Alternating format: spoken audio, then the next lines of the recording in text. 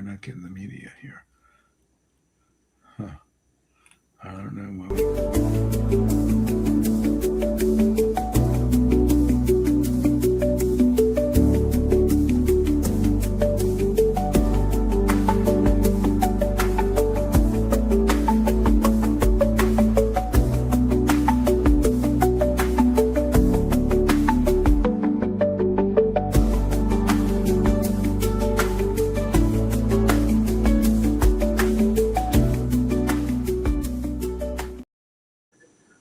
Good evening, everybody. This is Jonathan Ginsberg. Hope you are all doing well. As you can see, I have a semi-regular guest with me, Stephanie Joy, who is an attorney also, and her pet.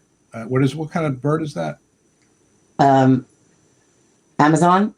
Amazon was like a parrot. A parrot. Parrot. No, Okay. parrot. Parrot. Okay.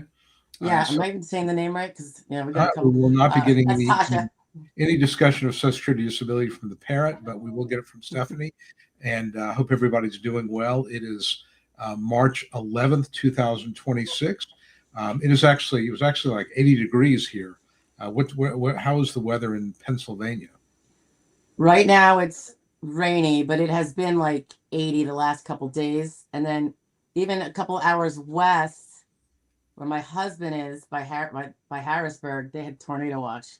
Wow. So he said it was crazy. Yeah, they're supposed to get cooler here tomorrow with rain, and then it's going to be maybe in the 70s this weekend, which I've got my first competitive tennis match of the season of the spring season. So I'm playing on Saturday. So hopefully the weather will cooperate. It'll be, the early low 70s and, very comfortable. So we'll see. We picked up a couple of players that were at a higher team, so they moved us up dramatically.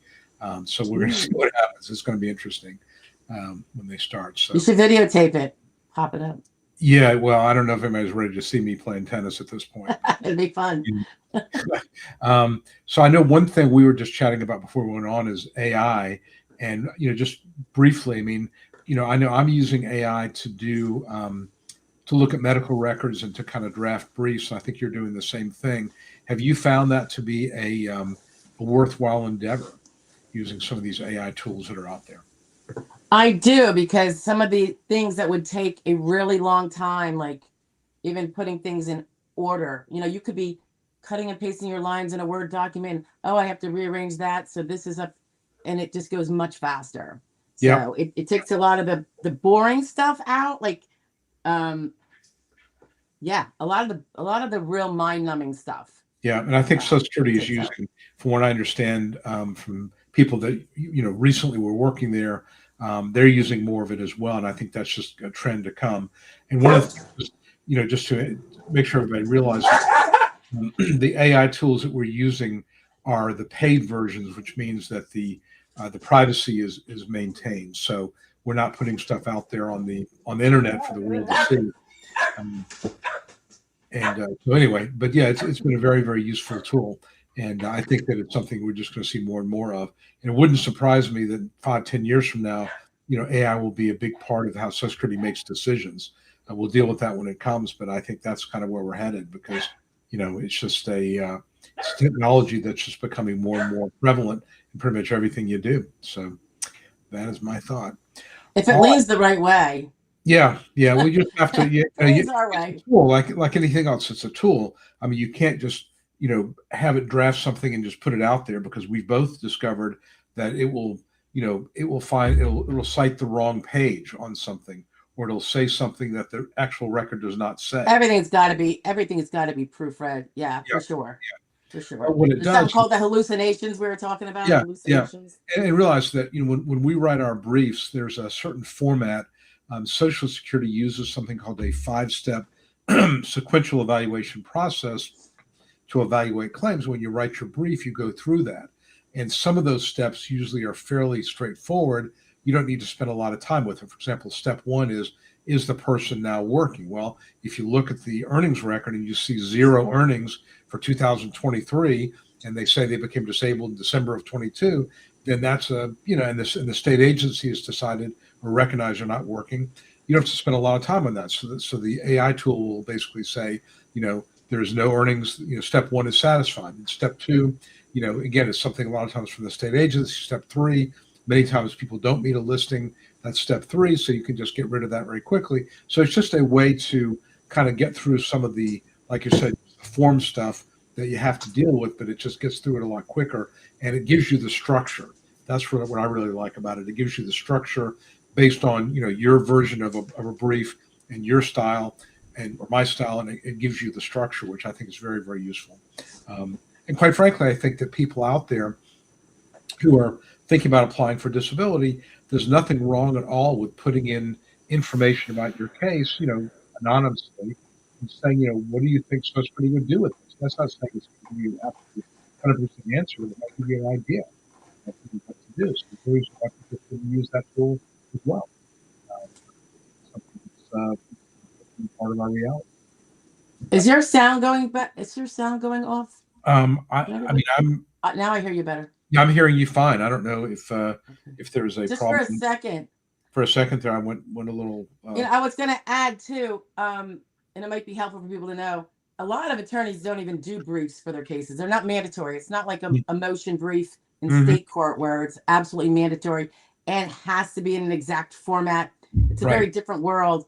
And I don't know, Jonathan, what the percentages are, but I wouldn't be surprised if less than half do briefs. Yeah, I do them almost every single case. I had one the other day. I did not, and the reason for it was a very straightforward issue, and I felt like it was better to do an opening statement than a brief, and that's just a strategic decision on my part, because I felt like the brief might take away from my argument as opposed to enhance it. But normally a brief is good. And actually, one of the things that we both have observed.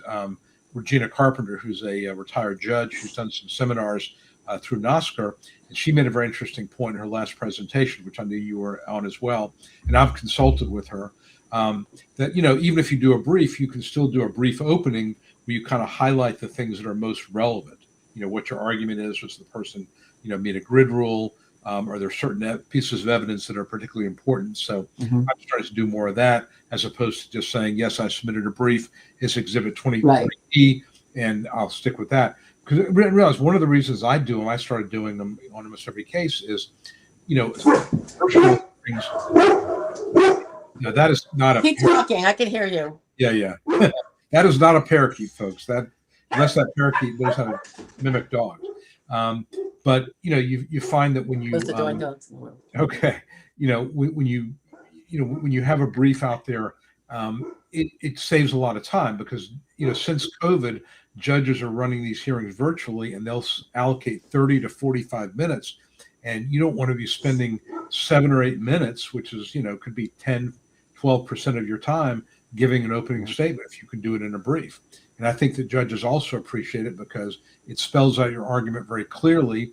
They can look at it ahead of time. It basically sends a message that you're prepared. I think there's just a lot of reasons to do it. And yeah, I don't know how many people do them, but I like to do them, and I like to put some effort into it. There are services that will create them. I've never been all that impressed with those these very formulaic briefs. So I was hoping for it, but nothing. No free lunches. Close to what I would require. Yeah. All right, let's get some questions. We'll kind of return to this over time. All right, so Shub, hadn't seen him in a while, but he's a regular over the past 6-8 months. 57 years old with a diary date in 5 to 7 years. Total knee replacement on both knees. If he had one, would he be expected to return to commercial driving at 62? I think that's, again, a case-by-case thing, but I suspect that, even if you have knee replacements, your recovery might be good, but it may not be enough that would allow you to return to, full-time driving. And I think ultimately it boils down to, would a doctor say, a treating doctor in particular, say that, yes, you can do certain things, but you probably shouldn't do things that put a lot of stress on your knees. Example, and this is kind of a silly example, but I've had friends. I played basketball in the men's league for many, many years. Probably too long. Got to the point I was not really helping anybody. But I have a couple of friends who had knee replacements, and they wanted to go back to play basketball, and their doctor said, "Look, you can do that, but you're going to shorten the life of that knee replacement. So where you may get 15 or 20 years out of it, you may shorten it to 7 or 8 years. And the problem you run into is, if your knee, the knee replacement goes bad, when you're 65 or 70, you may not be able to get a doctor, insurance to cover it. So my feeling is it's going to depend on what the doctor says, but at the end of the day, it's probably not likely that a doctor is going to want you to do something that's going to be really stressful on your knees. And I suspect that commercial driving is something that's going to be, because there's lifting involved in it, and there's, obviously sitting with your knee in one position. Would you agree with me on that? I would, but also just a technical point, that commercial driving would not be part of his past relevant work at his CDR because it would be outside the 5 That's years. right. Right. So he'd be relegated to unskilled work only, and then he would still grid out. Yeah. So Yeah. unless his grid suddenly suddenly he can do, he's improved enough to do medium level work. Right. And what we're talking about here, just to clarify this, is Social Security uses a concept called past relevant work. And that is, the work you've done in the past. It used to be a 15-year look back. And a few years ago, they changed it to a 5-year look back. So Shub, has been approved. And let's say he gets a review in 4 years. Well, the look back, the 5-year look back from the time of that review is going to be, there's no work in the 5-year look back period. So even though he was a truck driver, for Social Security purposes, he has no past relevant work, if that makes any sense. Even though he maybe did it for 15 or 20 years, if nothing in the last 5 years, there is no past relevant work. If you look at the grid rule, and the grid rule in particular 202.06 says, if you're limited to light work and you have no past relevant work, you are disabled under the grid rule. So even if he has capacity for light work, it doesn't matter that he could go. It doesn't matter what anybody says about the commercial driving. The only way he could be found not disabled under a CDR would be if he could do what they call medium work, which is lifting 25 pounds frequently, 50 pounds on occasion, and standing 6 hours a day. And I think that's just not very likely on A, because of age, and B, because of the knee issues. So that's a very good point that he would meet the grid. And, the point here is that when you look at a grid rule analysis, in a CDR, it's as of the date of the CDR, not of the original decision. So that's a very good point. Yeah, I think he would meet the grid, and that's not really relevant because he has no past relevant work. And it's a crazy concept because you think, okay, I did all this work for all these years. And again, it benefits. It's a beautiful concept. It's beautiful. And I've had a lot of cases, you probably have as well, where because these things take so long that at the time the person filed an application for disability and the state agency did a look back, at that time, 2 years ago, they had past work within the 5 years prior to that date. Now we're 2 years down later, now we're in 2026, the person applied in 2021, they last worked in 2020, there's no past relevant work. The state agency found that this person, is 55 or 56 and is limited to light work. By definition, they're basically saying they're disabled. Now you're going to have a judge decide they could do medium work, which is just not really that likely. Which is a stretch. Yeah, it's pretty rare, wouldn't you say, to find a person over 55 that a judge would find they could do medium work. I mean, I guess it happens, but it seems pretty rare. I had it with one, and it was a really sympathetic character, but he was his own worst enemy. Wouldn't get treatment. Yeah. Had a substance abuse problem. And I mean, like, huffing. It was strange, but it was sad because I know he couldn't. I knew in my gut that he would not be able to sustain, work. But because his past work was medium, it was like painting and stuff like that, outdoor stuff, and I couldn't get him to go to the. But for the fact that it was from something near my hometown area, I probably wouldn't have. If a person doesn't cooperate at least that much, I'm not going to stick with it. It's one of the few times I would ever withdraw something like that, and I couldn't really do it, so I just gave it my all, and it just didn't work.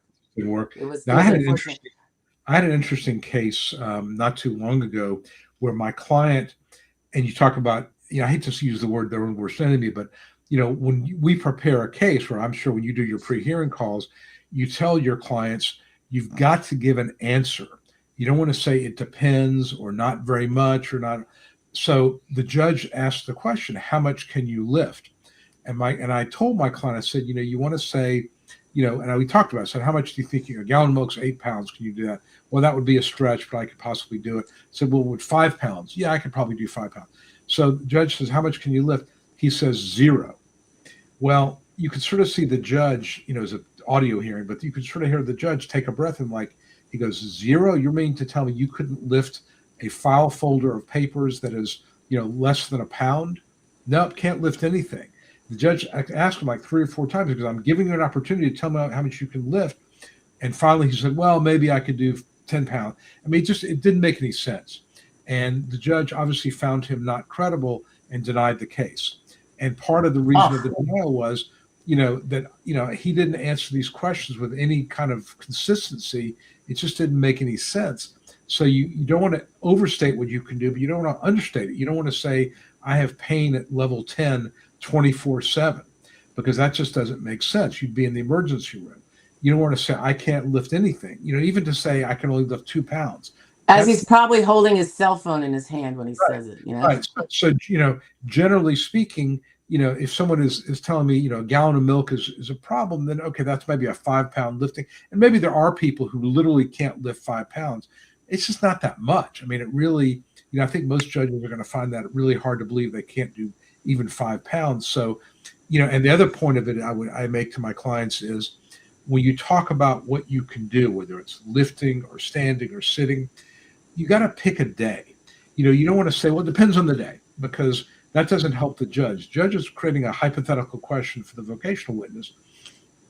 So what I tell my clients is, imagine, a day at a 1 is like the, terrible day. You'd be in bed all day. A 10, you'd be out there mowing the grass. And, maybe you have a 10, a really, really good day once every couple of months. But most of the time, you're going to range between a 3 and a 6. So pick a 4. Pick a day that's a 4, 4.5. Not quite in the middle, but maybe a little bit less than halfway, and talk about what you could do. But give the judge an answer. You have to. I mean, judges don't want to have to fight you to get an answer. So you got to give them an answer. You can lift and just you have to pick a number. I mean, I know it's going to depend, but pick a number. Hard. 10 pounds? Is it? I can stand for 20 minutes. I can stand for. I have to rest for 15 or 20 minutes. You just have to give answers. And one of the things that I do, I'm sure you do the same thing, is we just go over, let's come up with an answer to this. And I realize that every day is going to be a little bit almost different. like an example. So it can be like Yeah. in your head that you remember what you're able to do. Yeah. Because realize that, you're thinking about your life as it exists over the last, 2-3 years since your medical condition got bad. And there's going to be ups and downs. Some days the meds work, some days they don't. The judges wants a profile of an average day. And that average day may be, maybe you don't have that particular day, but you got to come up with something so the judge can make it a hypothetical.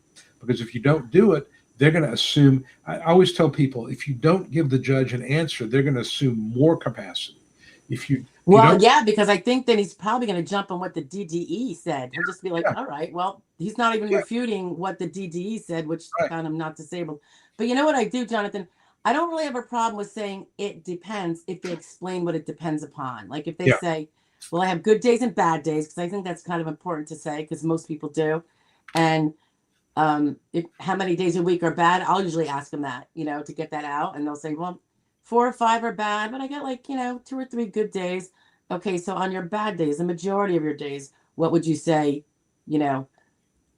could you, how far could you walk? Would you be going to the store that day grocery shopping, or would that be only on the other days? Or, and like you said, we've done, hearing prep for, anywhere from like 1 to 3 hours within days before the hearing. So, they kind of have some idea. I mean, some people get really nervous. Well, everybody gets nervous, but, and they kind of sometimes don't remember the things we went over, but you can usually, we're allowed to do a little bit of leading a little bit because they know that people are just like, but you know what I wanted to say too, when we were talking about past relevant work, I just had a case this week where the person's past relevant work period, there was only, so it was like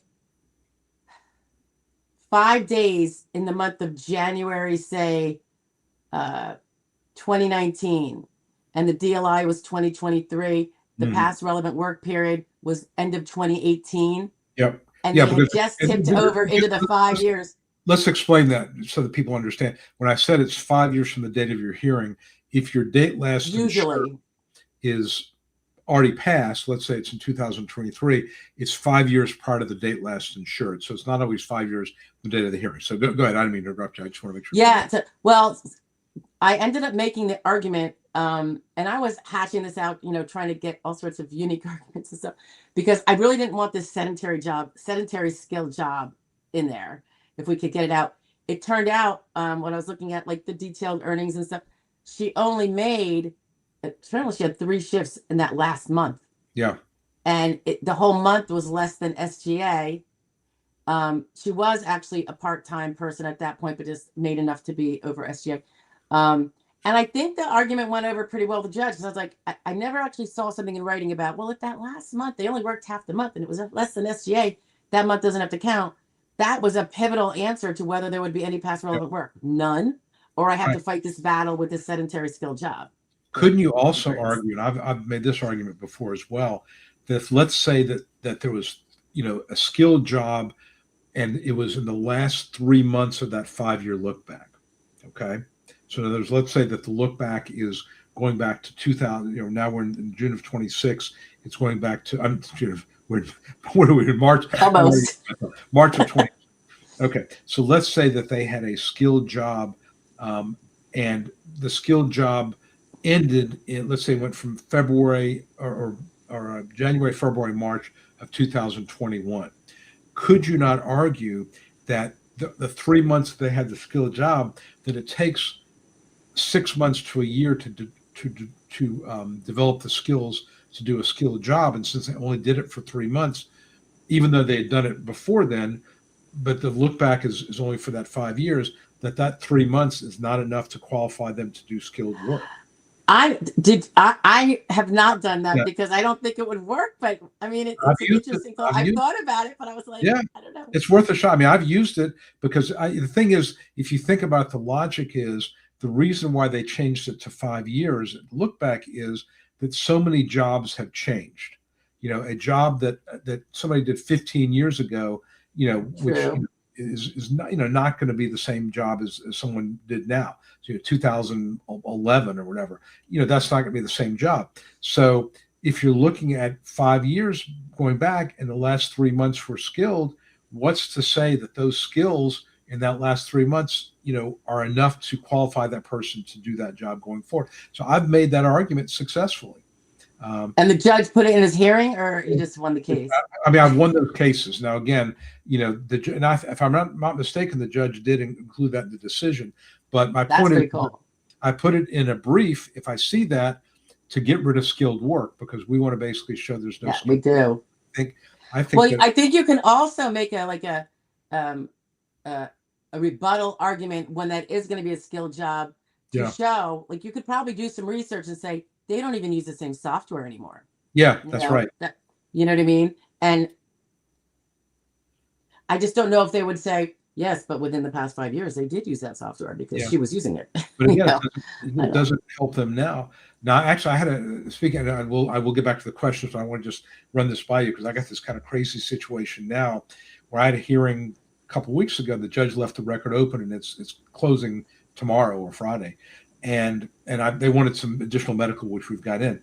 But when I went back and I made my notes about the hearing, and I looked at it, and the vocational witness, first of all, I would ask the vocational witness questions about, I can't remember what it was, but it was just, maybe, for example, one question I'll sometimes ask is, if a person is 400 pounds, what is the requirement in terms of a chair? Because that would be a special accommodation. I ask questions like that. Well, I don't know. I don't have any idea what percentage of jobs will be limited. I don't know. So anyway, the vocational was not very impressive. So she cited a job for the judge in one of the hypotheticals, and the job does no such DOT number. And she basically says it's, 264.318-0014. I looked it up. There ain't no such job. and she missed one of the digits. So I'm kind of questioning, should I write the judge a post hearing brief and say, hey, the vocational witness identified a job that does not exist, or should I just kind of keep it in my back pocket that if he turns, I think it's going to be approved, but if he turns it down, I have a grounds for appeal that the vocational witness identified a job that does not exist in the DOT. Yeah, that is a strategic question. Like, do I just hold on to it, and Yeah, because I think it's a good case anyway, and yeah, don't put a cog in the judge's wheel, and hopefully yeah. and then you just appeal it anyway. Or yeah, it's always a Well, yeah, my concern is if he's thinking about struggle to denying it and I do this, he's going to basically want to have another hearing with a different vocational witness and basically ask the same questions. Whereas, hearing. yeah, I don't know. I'm still kind of Yeah. debating. My gut tells me just to kind of leave it in my back pocket, but I don't know. I may run it by a couple other people just to see what they think, because it's an interesting quandary. And again, this is another use of AI. Is there's an AI tool, again, it's a paid controlled one, and I took the hearing audio and I put it in there, and it generated a transcript for me, and it referenced this particular DOT code. I just for fun, I looked it up, and it doesn't exist. I went back and listened, and she clearly said 318. It should have been 218. And again, I think that's grounds for appeal. So anyway, it was just an interesting. Well, that's also a just a thing to point out for everyone who's I know a lot of people out there are afraid, really concerned about the AI business, right? Yeah. And I always try to say, listen, you can't really escape it. Yeah. I mean, you just can't. So everyone who uses it just has to be super careful. And it's, we have no control over what other people do, right? But that's the beauty of that. You could literally be looking at, not that you're going to know to do this, or anyone's going to know in the midst of the multitasking you're doing during a hearing, listening and then fabricating your next question while you're listening to the VE, all that stuff. But you can quickly just pop in and look something up if you had to, because we have our information in there, and it can find it faster. Yeah. Well, like what a I DOT did, code or something. yeah, I took. There's a lawyer, pretty well-known lawyer named George Piemonte, who has a column in the Oscar Bulletin every month, and basically it's about vocational witness testimony and so forth. So I literally took all of his columns the last 3 years and put them into a notebook, LM notebook. And so if I have a question about how do I deal with this particular job, pop it in there, it comes back, this is how you deal with it.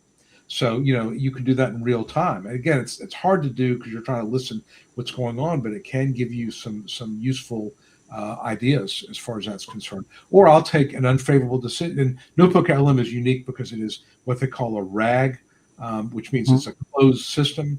And Stephanie and I are both in an AI what do you call it, mastermind group. Yeah. And so we're kind of learning about this at the same time. But it's very useful when it's, again, a closed system. You can ask it all kind of questions. It will not go outside what we give it, and it can be very, very, very useful. So anyway, all right. Let's see. We got a couple more. We got somebody says, "Hope we're all well." We are well. Kevin Johnson calls my me cross, and you're Goldilocks. There we go. Okay, Kevin. I am, and I should be, with everything going well. My daughter is due next week, so I'll be grandpa times 2. Exciting. Hopefully That is awesome. My fully favorable decision at 60, 50 approved by the judge is great. 15%. I'm not sure what that means. Maybe you're saying the judge is a 15% approval rate, which is great to win. And honestly, what I find is that if you have a judge with a very low approval rate, the ones they do approve typically are people over 55. Have you found that? I don't look up my rates of my judges. That's right, you don't. I just don't. Yeah, I do. I'm an anti-looker-upper. Because what I do is I will look up the judge. If it's 45% or over, I figure you're going to probably get a fair shot at it. If it's like 30%, 40, low 40s, high 30s or lower, you're going to have a problem. If it's in the 20s, you got a real problem. But I also will go in the NOSCR listserv and I will ask people, what's the deal with this judge? What do they like to do? and you just, you get some useful information. I do it, but I understand why you don't, because you don't want to be going in with the wrong attitude or have your client going with the wrong attitude. I just tell people, Oh, look, they look it up, and I'm they like, I'm look not. it up. It doesn't even matter to me. I'm going to do the 200% job regardless. I don't want to be Yeah, encouraged to give up too early or get overly cocky because I have a yeah, 65%er. Like I just yeah, want to yeah. That's do the right. full job. That's exactly right. That's exactly. Now, here's a scenario, and I had this happen, and I made a call on it. Maybe it was the wrong call, maybe it was the right call. I had a hearing with a client who is, let's say, we'll just say Pennsylvania. It wasn't Pennsylvania. And the judge was in Charleston, South Carolina, one of the lowest approval judges in the country. And it was a Oh, telephone hearing. Okay? The question is, because one of the things she said was, do you consent to a telephone hearing?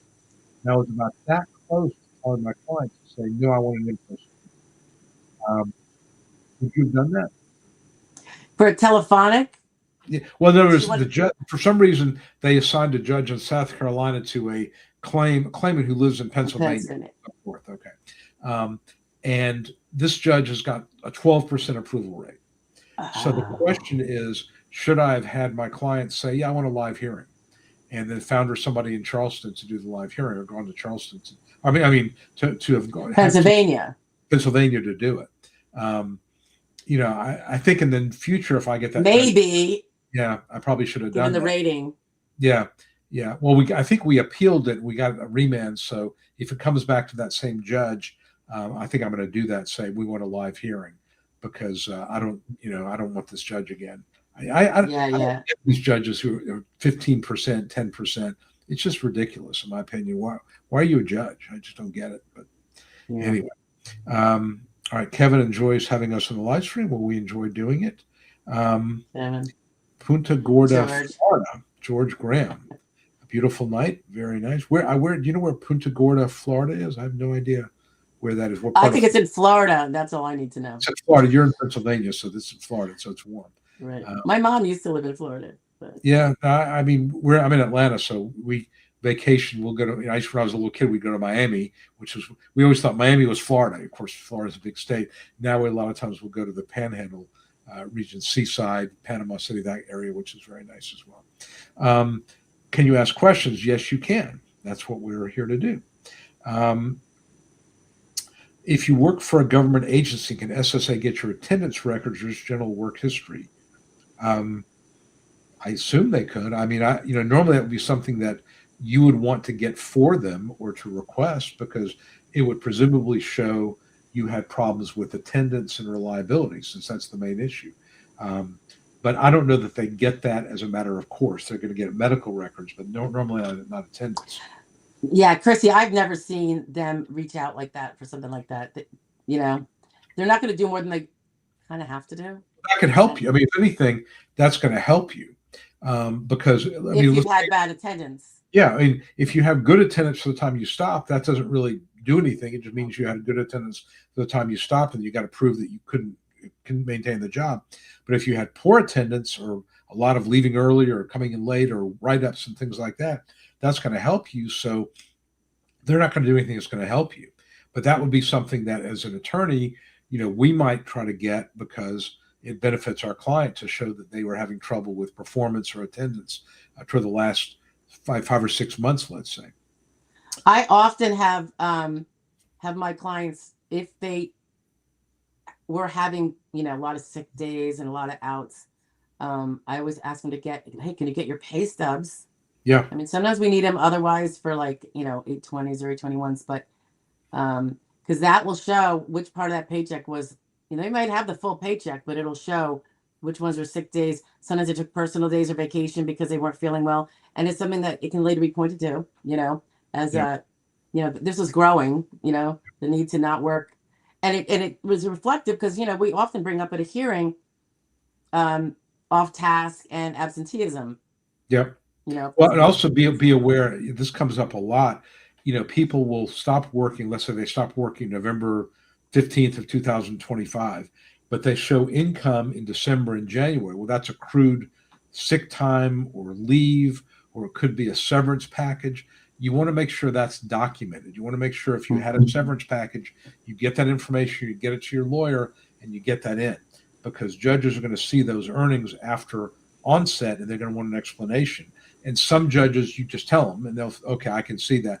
Others want to see documentation. So I think to take that issue off the table, and again, for purposes of a brief, I want to, if I have earnings after onset, I want to explain that, because you're going to explain it, right? That's something that you can't. And they, a lot of times they can, you guys can get that information from the W-2 or the 1099 it was paid on. Yeah. Sometimes it'll be checked in that box that, like, they have little boxes that'll say, you could tell it's disability and it's not, or severance or whatever, and it's not regular wages, even though it's taxed as regular wages. It'll have that little box. So that's pretty much, they'll take that pretty conclusively. Yeah. If you don't have that, and you can always ask your employer, HR, after the fact to send you another one or something. Another way was, a lot of times those things, like if it's a severance, it'll come with a cover letter sometimes saying what it was. Like, here's your so-and-so. Or if it might be on the check, if you can get a copy of the check you negotiated, if it was a paper check. But I think nowadays it's probably mostly direct deposit, and maybe you get a letter. And there should be a pay advice someplace they can log in and get. Now, what do you do? Now, here's a situation that arises sometimes where somebody is laid off, because the company was having problems, business was having problems, and then they alleged, let's say they were laid off on, June 30th of 2024, and they alleged disability July 1 of 2024. You have to be, because if a judge sees you're laid off, the question is going to be, were you really disabled? If you had been laid off a month later, could you have made that month? So how do you deal with that? Or what do you do? Well, although, is it even really, layoff, is it like a big, massive layoff? Or is it that's a good letting you point. go and they're kind, but it's really because you're not really our strongest worker? Right. So if you were laid off and just you and maybe one other person were laid off and not everybody else was, you could make the argument, I was laid off, but they did it to get rid of me because I was not coming in enough. But if, let's say, it's a company shuts down, just the whole company goes out of business or moves their operations to, some other city, that's where you have to be able to show that the last 4 or 5 months you were just, hanging on, barely horrible, And usually usually there's some kind of suggestion in the medical records, even though usually when they're working, they can't really robustly get medical treatment like they can once they stop working. But there might be hints, like complaints to their doctor, even their PCP, about the back it's horrible, blah blah blah. They may not have gotten a referral yet, but sometimes you can find a nugget in there. And then if right after they're laid off, they're bam bam bam going, they're really addressing their medical problems, I think that can help. Try to point to it. Well, you could also get a former coworker who observed you, or a supervisor, say, I was there the last 4 or 5 months. Joe was having a really hard time. He was getting help from his coworkers. He told me about how much pain he was. You can just, non-medical evidence can be very useful in that regard as well. My point simply is, if you stop working because of a company-wide layoff or a shutdown, sometimes it makes sense to use an onset date a few months later, so you can show that there's a medical reason. If you're going to use the next day, you sort of have to show that this was kind of building, is my point. And it just, you stuck it out. Would you start just alleging the onset later, even if the person's like, no, I really was hanging on? Or would you say, okay, then we will put the next. Well, and sometimes it doesn't necessarily come up. You don't have to tell them you're like, I don't think it's necessarily that it was a layoff. If you're saying, because in the one part of the application where it says, did you stop due to your conditions or due to other reasons? And then they check off the one that says both. Right. Well, I've had judges ask people, why did you leave your job? And, I was laid off or the company shut down. And so the next question is, well, if the company had not shut down, could you have continued? Well, no. And so the obvious question is, well, how were you able to work through June 30th, but you're saying you couldn't have worked after that? And the answer, again, you prepare for this, is the last 3 or 4 months, we kind of knew this was coming. They kind of loosened the standards of what they were requiring because they knew they were going to shut down. I was getting special considerations from the boss. I wanted to stick it out as best I can. I needed the money. They were willing to. Plus, there might actually be severance and certain benefits for sticking it out to the bitter end.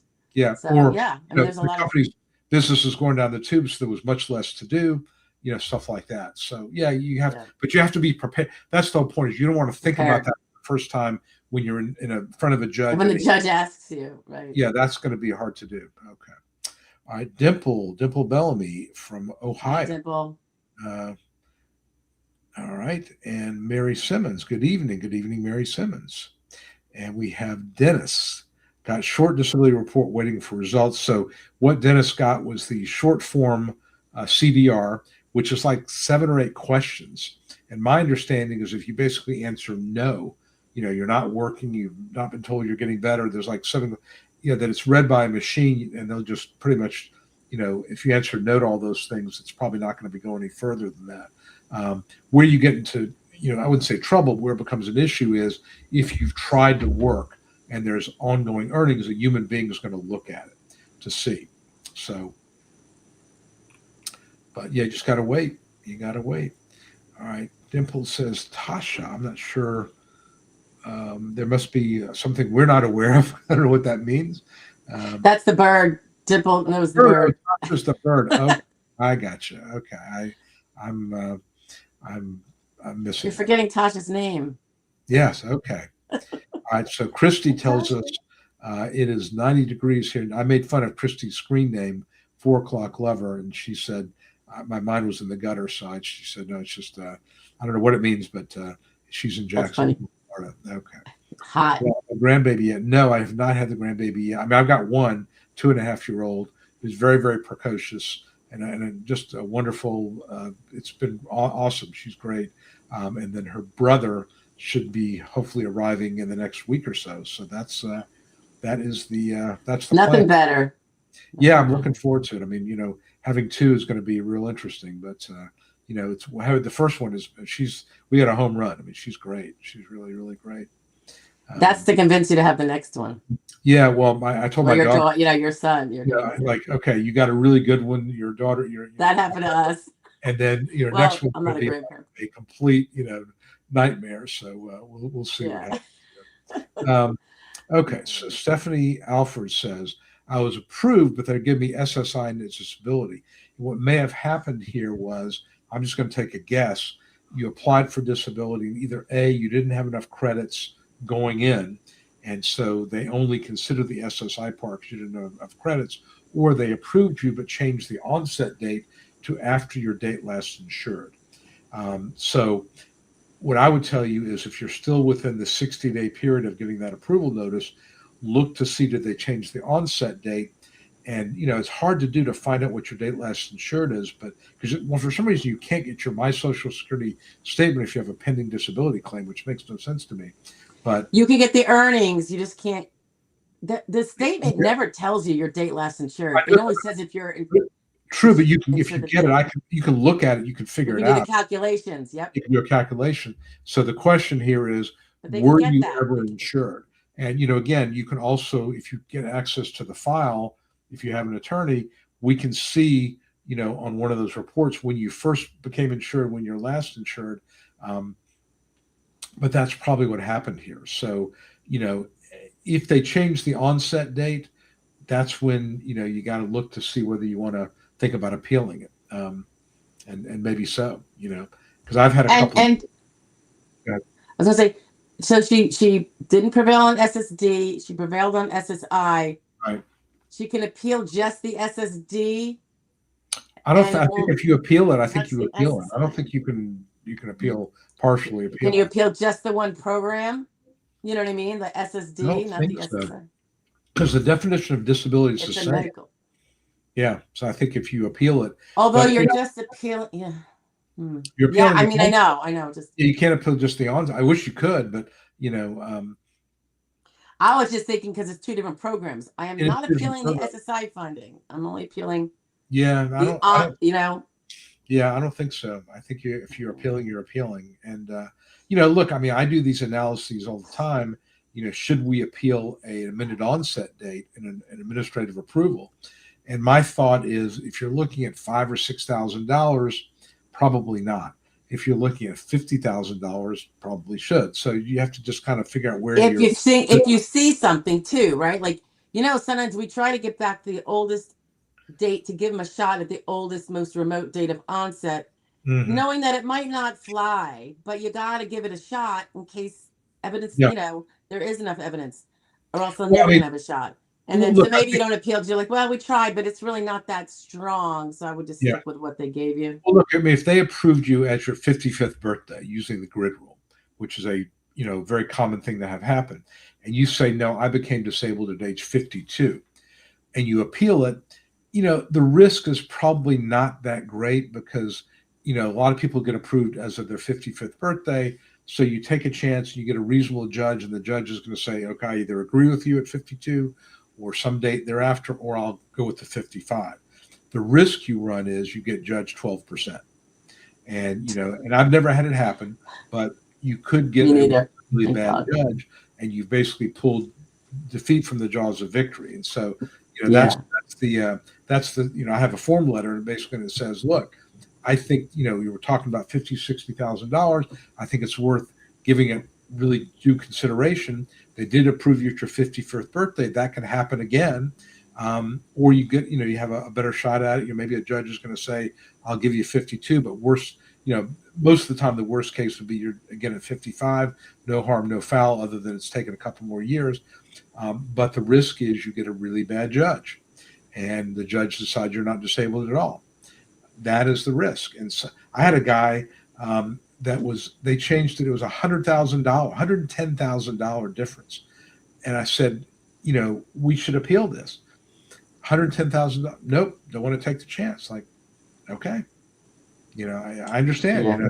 Like I Yep. need this money, and I can't risk it. And okay, all right, And sometimes the misery of just doing the whole process of the case is so stressful for a lot of people. Even if they have an attorney, someone to, vent to or whatever, and it's just too much, and they just want some peace, and they want to just be able to move forward. And I yeah, totally get it. yeah. No, it can be a very stressful process. Yeah. Okay,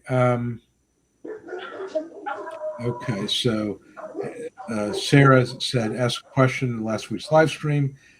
Sent denial letter from the hearing judge, said that there were basically, she went to a hearing, was denied, that the judge said that there were some light duty jobs she could do. Let's see what the rest of it. Um, and endocrinologist went to babies and medication, getting unlimited bathroom breaks.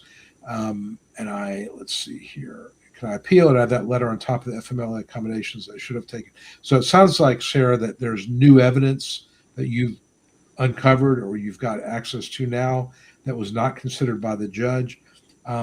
Yeah, I mean, I think that my understanding is, and again, I'm not the appellate person. I bring somebody on typically to assist with appeals work, but I think that if it existed and it wasn't available and you can add it to the mix, I think it's probably relevant. Yeah, probably. Well, certainly there's no harm in appealing it. I mean, they turned you down, and if you have new evidence there, I would probably my initial gut would say talk to somebody who does appeals counsel, district court work, and see what the best way to deal with that new evidence might be. Do you have any other? I mean, do you do AC work at all? Me? Yeah, I do appeal. I do AC, but I don't do FTC. So, um, So, so yeah, can, I do AC. Not all right. infrequently. Maybe you have. I don't know if you have an answer to this question. Let's say you have an unfavorable hearing decision, and then after that, the endocrinologist writes a letter for you saying, that this person, Sarah, needs unlimited bathroom breaks because of her diabetic complications, and she's going every 45 minutes, and that would have been a factor that I think would be pretty compelling in a vocational testimony. Can you add that new evidence at the appeals council level, or is it I ever? don't. I think it depends on the region because how they have different. I think Okay, some they have slightly different. So it really depends. But I think in the most of them, I think they're like, no, you should have had that before the judge because yeah, otherwise, no judge can even like definitively just yeah. rely on the evidence he The had and record's make a closed, logic. right? But I I mean, think what Sarah might be saying is she testified. Sarah, correct me if I'm wrong, but are you saying there was evidence in the thing about needing to go to the bathroom a lot and all that? Maybe it's an IBS thing or a urinary frequency or who knows what. But yeah. um, and I do find that if they want to deny, and I wonder, Sarah, if you're under 50, they kind of blow that off. Yeah. And they don't address it. And I'm thinking maybe if it was really, really rampant through the medical records, like the PCP's talking about it every visit, maybe you have a urologist, whatever. I think maybe it would be an appealable issue if the judge never just says, with regard to bathroom breaks, I think they could be accommodated by, like yes, it's somehow, how like they have to address certain things that are Hmm. in the record to show why they're not giving it much credence. Like Yeah. they don't have to do every little nugget of But evidence, that's but why there's they like considered it. at some place there's like a level. If the evidence, it's very esoteric, but like Yeah. if there's a certain amount of evidence that it's kind of a lot of it, so you got to kind of address why. Because I know some people get upset when they say, he didn't. There was something in my, 18 months ago where it said this, and he didn't address it. I go, well, they don't address every Right. statement in the 1,000-page, they can't. But I would think if it was like repeated at every visit, and it was definitely a big thing talked about was how often I'm in the bathroom and I can't even get to the grocery store without going to the bathroom twice or whatever. That maybe then it would be an appealable issue that he didn't address it. You know what I mean? Right. If it's really heavily in there. Yeah, and I think that you may raise another point is that the appeals council and the district court, who are the next level after the hearing, they are going to look at a judge's decision, and they're going to certain things. They're going to just say we're going to give the judge. We're going to let what the judge's conclusions ride. We're not going to second guess the judge's conclusion, his analysis or her analysis of the evidence. We may disagree with what they concluded, but they did the analysis properly. And so, you may have a judge who covered his or her tracks well enough that the appeals council is going to say, we're not going to step in the shoes of that judge and second guess him. And you may say, well, the judge is just wrong. And the judge may be wrong, but that's not going to be an appealable issue, unfortunately. And that's the frustrating thing about this area is that, you may get a judge that is, client A or claimant A gets a judge who approves 65% of the cases and is very open to your testimony and reading the evidence in your most in your favor. Judge B is a 30% approval rate and is looking for reasons to turn you down. And it's just the luck of the draw. You get a good judge, you win. You get a bad judge, you lose. And it sucks, but that's just unfortunately the game that we were in. Frustrating. Jacob Howard, hello from Barry, Kentucky. I have RA on the shot once a week and chemo pill. Doctors fill out the paperwork saying I need to keep my feet up at least 8 hours a day. Will miss more than 4 days. I'm only 46. I think that that's a pretty significant limitation on your functional capacity. Huge. And again, assuming the judge believes it and the evidence is compelling, being 46 is not going to stop you from getting approved. Would it be easier if you were 56? Yes. But again, a limitation at that level is pretty work preclusive, wouldn't you think? I mean, I don't see how somebody's going to work if they got to have their feet up 8 hours a day. Yeah, if the judge believes that it looks like you had him do an RFC, maybe. Yeah, the doctor filled out, which is always risky. But then the question is that opinion of his substantiated throughout his treatment records of you? Or is it the first time he's even mentioning it? With something that's severe, it better be in his other records, or it's going to look like he just pulled it out of thin air, and it might not hold a lot of water. But if all it's there being 46 is not going to hurt you, in my opinion. Right. If that can be, if that stuff's in the records, that's huge. That's really huge. That's really compelling. All right, Stephanie, this is the person who got SSI, and she says, I have all my credits. And again, this is going to be something where somebody's going to have to really dig into the paperwork. Let me just throw one more thing at you. Having enough credits for retirement Social Security is not the same thing as disability. Disability looks at the last 10 years. Retirement looks at your lifetime. So when you say you have enough credits, are you talking about for Social Security retirement or for disability?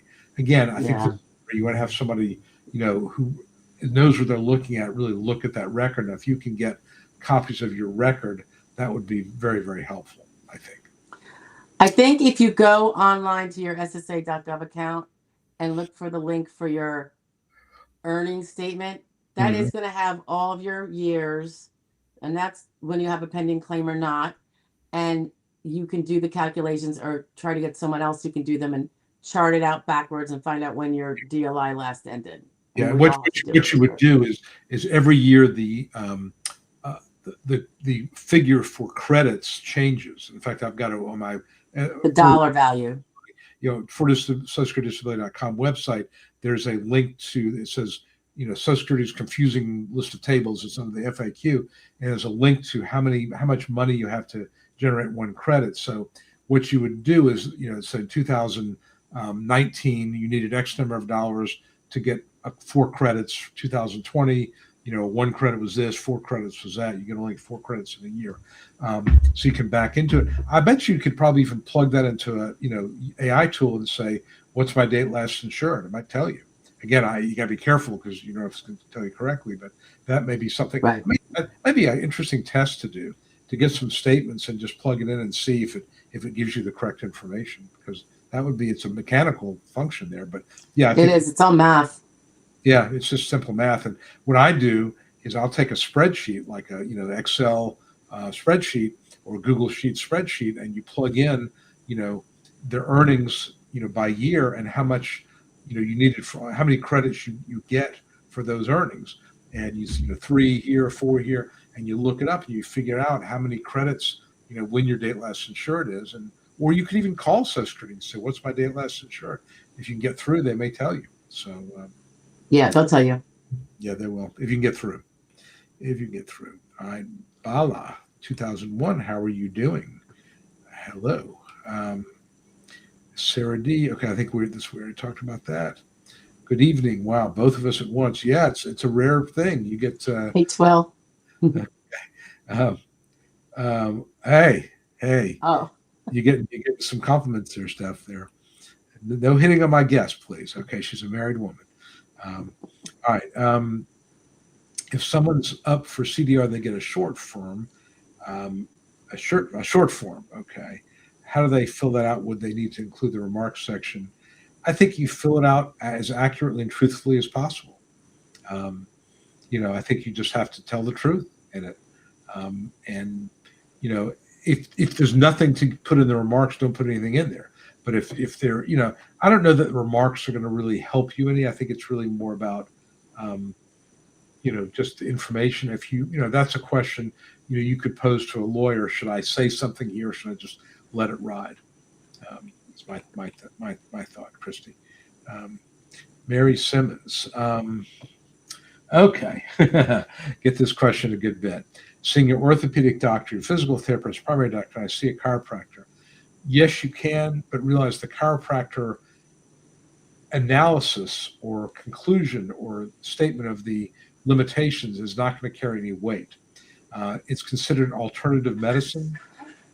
And what that will show is you did seek treatment, and you can talk about the treatment helped or didn't help, but the chiropractor's conclusions about your functional capacity will be given no weight. That's the way I see that. Would you agree? His his observations would be like anybody else's observations, and they might be considered, like if he observes she was in pain after our session today, or she walked in with a limp, that's probably helpful. But yeah, it's not an acceptable medical source. Yeah, it's not going to. It's a medical source, but not a. Yeah, it's not the MD or the DO or the nurse practitioner now that can do it and stuff like that. And I will say this: a lot of chiropractors, because this issue comes up in personal injury cases, because a lot of people go to chiropractors, and I've gone to a chiropractor, and a good chiropractor can definitely make you feel better for certain types of injuries. It can be for perfectly fine, soft tissue injuries. But many of them realize that their conclusions are not going to be given a lot of weight by insurance companies or by government agencies. And so they will have a doctor either who comes in once a week or who's on the, in the same building, and they have the doctor basically bless what they've done and issue a report that basically confirms what the chiropractor came up with. That can be helpful. But just pure chiropractic, I know chiropractors get very defensive about, they think the American Medical Association is, kind of squeezing them out. And look, Eastern medicine, acupuncture is alternative medicine. So there's a lot of very effective types of treatment that are not given any weight by Social Security for whatever reason. But I think what I would say, my conclusion has been, if you're going to a chiropractor or an acupuncturist or a naturopath that they're not considered acceptable medical sources, you can say, I did, I tried the traditional way. I don't want to be drugged up. I don't want surgery. I'm doing something. And that's better than doing nothing, is my take. If you don't go to the doctor at all, go to anybody at all, and just kind of sit at home, Social Security is going to conclude, well, if you're not going to the doctor, there's nothing wrong with you. So I think if you Right. do it, go someplace, at least that would help. But don't ask a functional capacity form from the chiropractor is not going to do you any good. Is the point here. And don't replace physical therapy with chiropractic. Yeah. It's one thing to have it added on, right? Yeah. But because I see some people who try to substitute it in because they don't want to do both, and I'm like, well, it's weakening your case to make that choice. I agree. And you don't necessarily know that, and you're thinking, hey, I want to get better, which is admirable. But if you give up traditional medical treatment for chiropractic, you're really are going to hurt your case, unfortunately. All right. So Sarah says, should my disability lawyer help you appeal? I'm not a big fan of telling people to appeal something on their own. I think you should, if your lawyer doesn't want to help you with an appeal, I think you're the person who's got the SSI, SSDI case. I would say if the lawyer doesn't want to help you, ask and it's a tough call because the lawyer wants to get paid and has gotten paid, but basically to release you so that, if you appeal, there'll be no claim for fees on any success with the appeal, because and this is something that not a lot of people realize, and we can talk about this a little bit, and that is, if you change lawyers, that can be a real problem, because in a Social Security case, because if the first lawyer will not withdraw and waive fees, then the second lawyer, nobody gets paid on a fee agreement. You got to file a fee petition, and I don't know if you have any fee petitions out there, but they can take years, and if they ever get paid at all. So you want to get your lawyer. It's a nightmare. Say what? They're a nightmare. Everybody hates them, right? Yeah. So I think if you're going to, appeal something like that, you want to get your lawyer to release the case and say, I'm accepting what I was paid on the SSI part as full and complete compensation for my work. I will not ask for anything more. Here's a 1696 sub 2 form, and I'm withdrawing from representation, and just make it very clear. But I would have someone else look at it. And you probably don't have a lot of time. And again, the wait fee. Yeah. And if I would also ask your lawyer to get you the exhibit file, send it to you by an email or burn it to a CD, because you're going to need that. It's it's an uphill battle. I find it very hard many times to take up when someone else has been working on a file and they, decide the lawyer withdraws or waives fees, whatever. I'm looking at it, and you get in the middle of it, and it's, there's a lot of stuff that's hard to, it becomes, trying to fix problems is difficult in this area, especially if you got a hearing coming up or you got a pending deadline. So I'm not a huge fan of doing that many times. Sarah, I will add, I think Sarah had a hearing already with the judge, right? That's the one with the bathroom break. Okay. The appeals council appeal is super, you might not know how to do a brief or anything. They're not required, and it's like a 30-second thing online. It's not like your other appeals where you got to put in new doctors. Right. It's literally just clicking, yes, I want to do the appeals council. And appeals council is supposed to review the whole case, not depending on what you say in your little, if you do a little blurb. So you can do it very easily yourself. It would be nice if your lawyer would do it for you and maybe, point out some things that he thinks maybe were, appealable, but maybe he doesn't think anything is, you know what I mean? He might not find anything to be. But I think your point is well taken. And that is, even if you can't get another lawyer time-wise, and just file just to preserve your case, file an appeal. Look right up, online. Right, do it online. File an appeal to the appeals council and just file it. Worst comes to worst, it gets denied, but now you have 5-6 months maybe to find a lawyer. And so you're not under this time pressure, but you don't want to miss that 60-day deadline. And the next lawyer you're looking for might be an FDC lawyer, and they are harder to get. Federal district court. Very particular. Federal district court. If you're going to keep that appeal going, because you kind of have to, if it's the SSD, because you don't have any more. Did you lose the whole? She's not the double one, though, not the SSI and the SSD, right? I thought so. Because if you file for appeals council, you cannot file a new claim generally. No, this is not the person. That was a different person. Yeah. Stephanie Alford was the person. So Sarah D.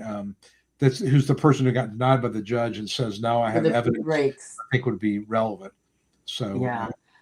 So look at, one thing you have to look at whether you're going to appeal to appeals council is, do I have no other choice? Is my yeah, date last insured now in the past?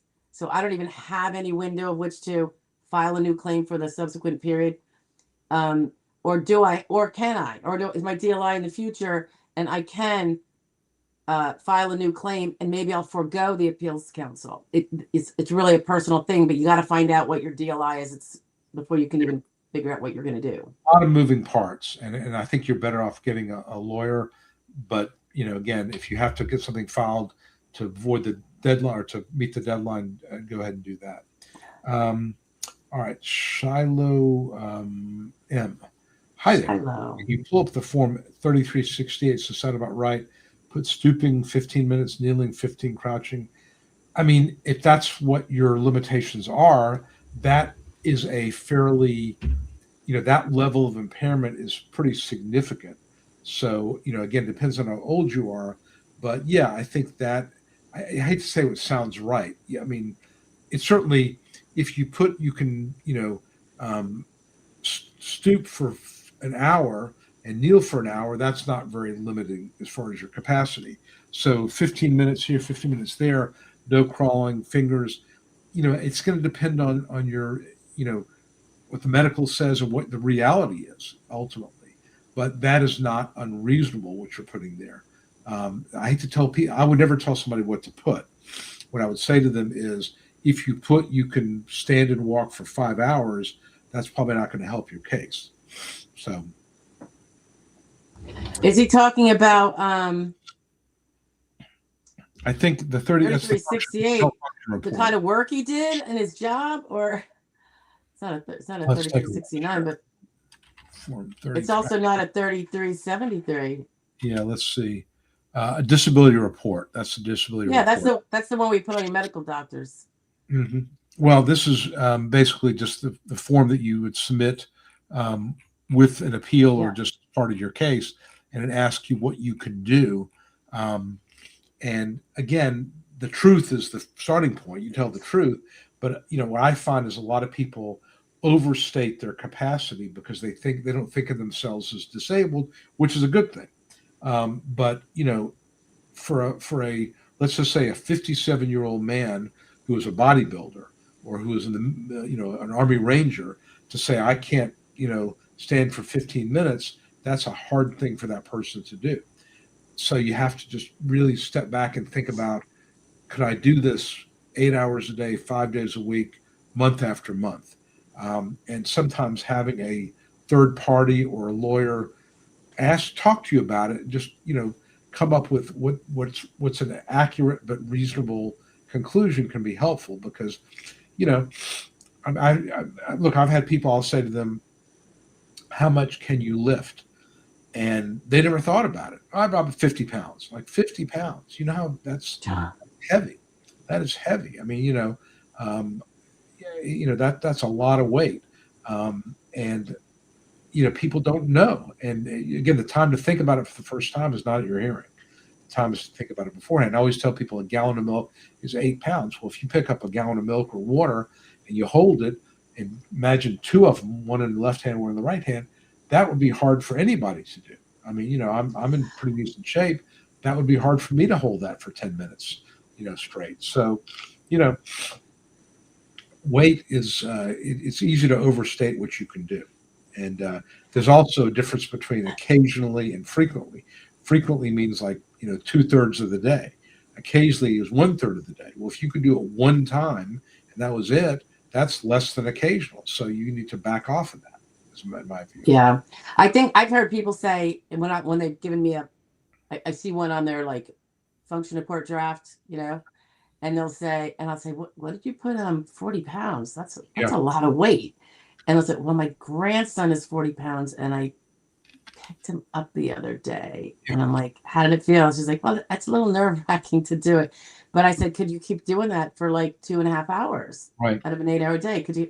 And then it kind of makes it a little like, oh no, I couldn't do that. That means I I could do it once. I'm like, well, technically you could probably lift up a car if it's going to save your Yeah. grandson underneath it. You know what I mean? Like that adrenaline. So don't go with what you could do in an emergency or what you've done. And then you're like, oh, I shouldn't have done that. What can you do? At least on a little bit of a sustained basis, I think. Yeah. I think Well, I you mean, have to think about it a little bit.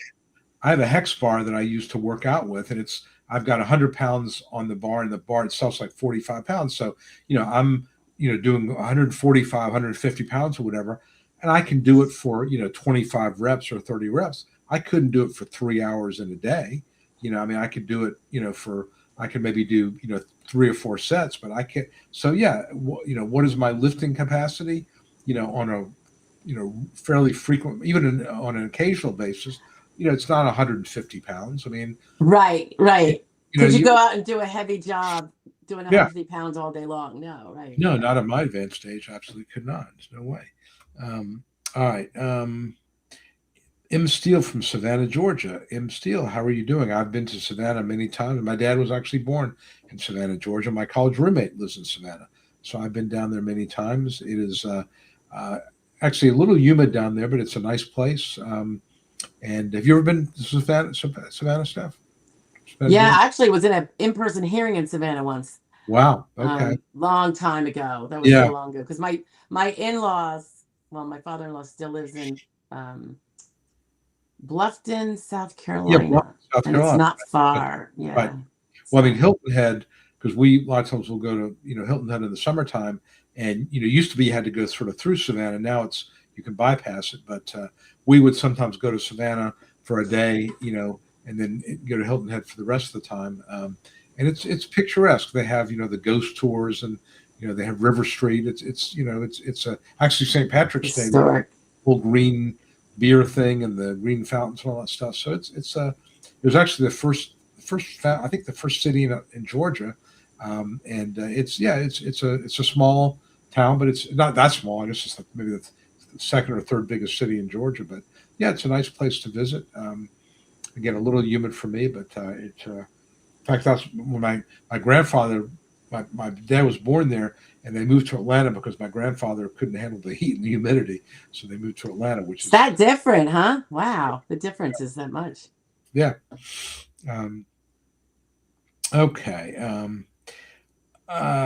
Jacob Howard, have a court date on the 28th of the month on appeal to see the judge. Okay, well, you've got the 28th, so we're now on the 11th, so you've got, a little time. You want to make sure that all the medical evidence, I'm sure your lawyer would know this, you've got to have it in within 5 business days, or typically 7 to 8 calendar days before your hearing. So you want to, I would say, soft deadline the 20th of the month.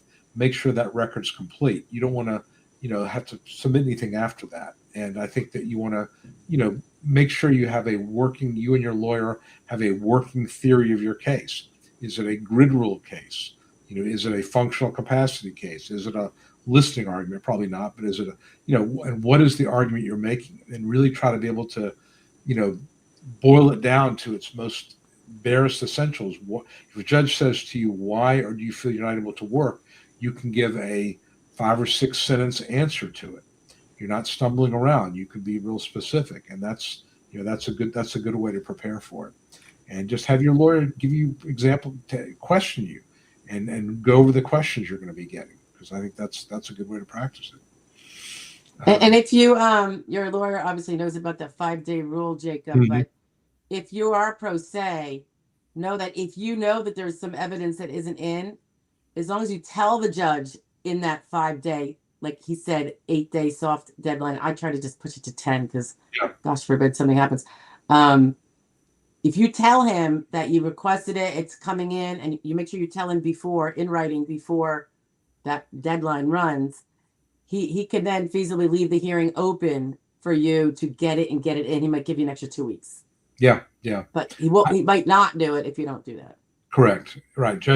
Some judges are like, I want to get everything in, and I'm not trying to form over substance. Other judges like it wasn't in, no 5-day letter, you're not getting it in. So, in fact, I didn't even realize this, but I had a judge accept a brief that I had filed within 5 days. He's like, your briefs need to be done within the 5 days, before then. I knew that one. Yeah. know that, so I changed my process. Um, Yeah. okay. All right. So EJ got his CDR results. So basically, probably the short form answer was all no, and they got a response in a couple of weeks. They're continuing benefits, which is good. Uh, Awesome. okay. All right. Kansas Star has an upcoming phone hearing. Want to understand what to expect so you can prepare calmly and effectively. Um, again, this is what your lawyer is supposed to help you with is to practice. I mean, I actually have videos that I give my clients that are unique, or specific to my clients. And I'll say, here's what happens at a hearing. I may have one of those on my YouTube channel, but, I think it's just, there's a certain process that you go through. You're always going to be asked certain questions. If it's physical, how long can you stand? How long can you sit? How far can you walk? How much can you lift? You have to take unscheduled breaks during the day. You have trouble with personal care, getting dressed, bathing, things like that. If it's mental health, you have trouble with focus and concentration, brain fog. You just have to be able to go through all these things so you cover it all. And again, it's going to be specific to your case, but that's what your lawyer is supposed to be doing for you. My take. Yep, I agree. And if you don't have one, maybe look at your function report that you submitted. So those are the kind of questions that might come up. It's Right. nice for you to know what you said before. And then if your answer is different now, you'll at least know what it was. And you can say, well, this has changed. You could, when the judge asks you, he'll probably ask you those questions, or Yep. some of them anyway. All right. Um, And so you've got Judge Cheryl Carvalho from the Fort Worth office. I'm looking at her approval rate.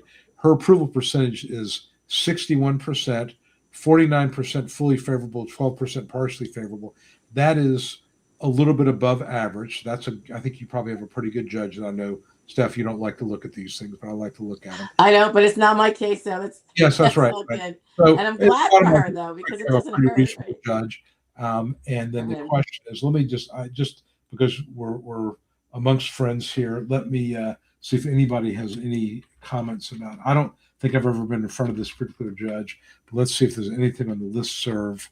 Um, oops, of course I just misspelled everything there. Can you do a search with that? I'm going to do a quick search Or are on you the list. asking them? You're asking No, them? I'm just doing a quick thing to see if anybody has any comments. Oh, okay, good. Yeah.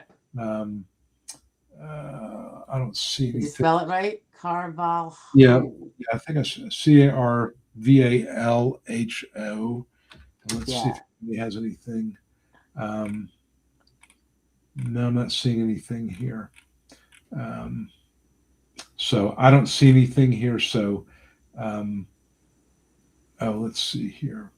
Okay, let's jump to for the case. So no, I'm not seeing anything here. I'll just try one more place here. Carvalho.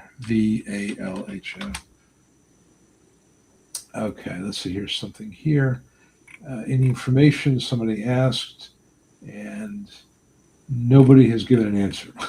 So somebody asked back in 2024, what do we know about this judge, and nobody responded. So sometimes in the listserv, people don't know, they don't respond, so you don't always know.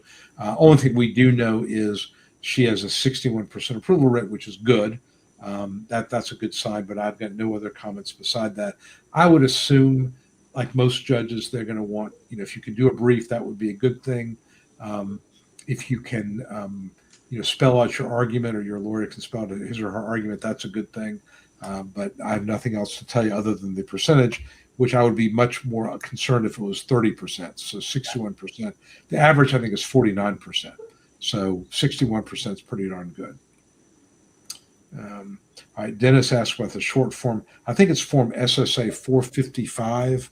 Let me just see if I'm right on that. SSA 455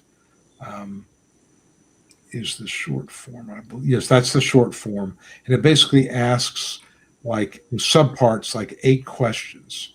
And so, I think if you just answer it, basically nothing has changed. Many times a human being won't even see it, and they will continue your benefits. But again, it's got to be the truth. Got to be the truth. Okay. So Kansas Star says, I reviewed my employment records and I saw I missed over 1,000 hours of work my last 2 years of employment, FMLA sick leave and sick leave pool hours. How should I explain that kind of attendance issue to the judge? And if it clearly shows your functional limitations. Well, I mean, I think that you have to draw a connection between your missed work and your medical issues. Just missing work doesn't mean you're disabled, but obviously, if that's consistent with diagnosis and treatment, um, again, this is something where that evidence of this time would be something you submit, and you'd want your lawyer to draw that conclusion in a brief and also in your testimony. Um, so, yeah, it sort of speaks for itself, but you want to make sure you explain that the reason you missed all this time was because you were going to the doctor or you were having really hard problems getting out of bed or whatever the case may be. And the other question is, how did you manage to keep your job with all those absences? But I think you just have to have some way to make that connection. She does mention FMLA, so that might Yeah, have been intermittent. Maybe she had, yeah, which would by definition be for assuming it was a sick FMLA and not a child or family right, member right. that you Yeah, got that's it a good for. point. Yeah, you can't if you had went on FMLA because your mom was sick or you had a sick kid, God forbid.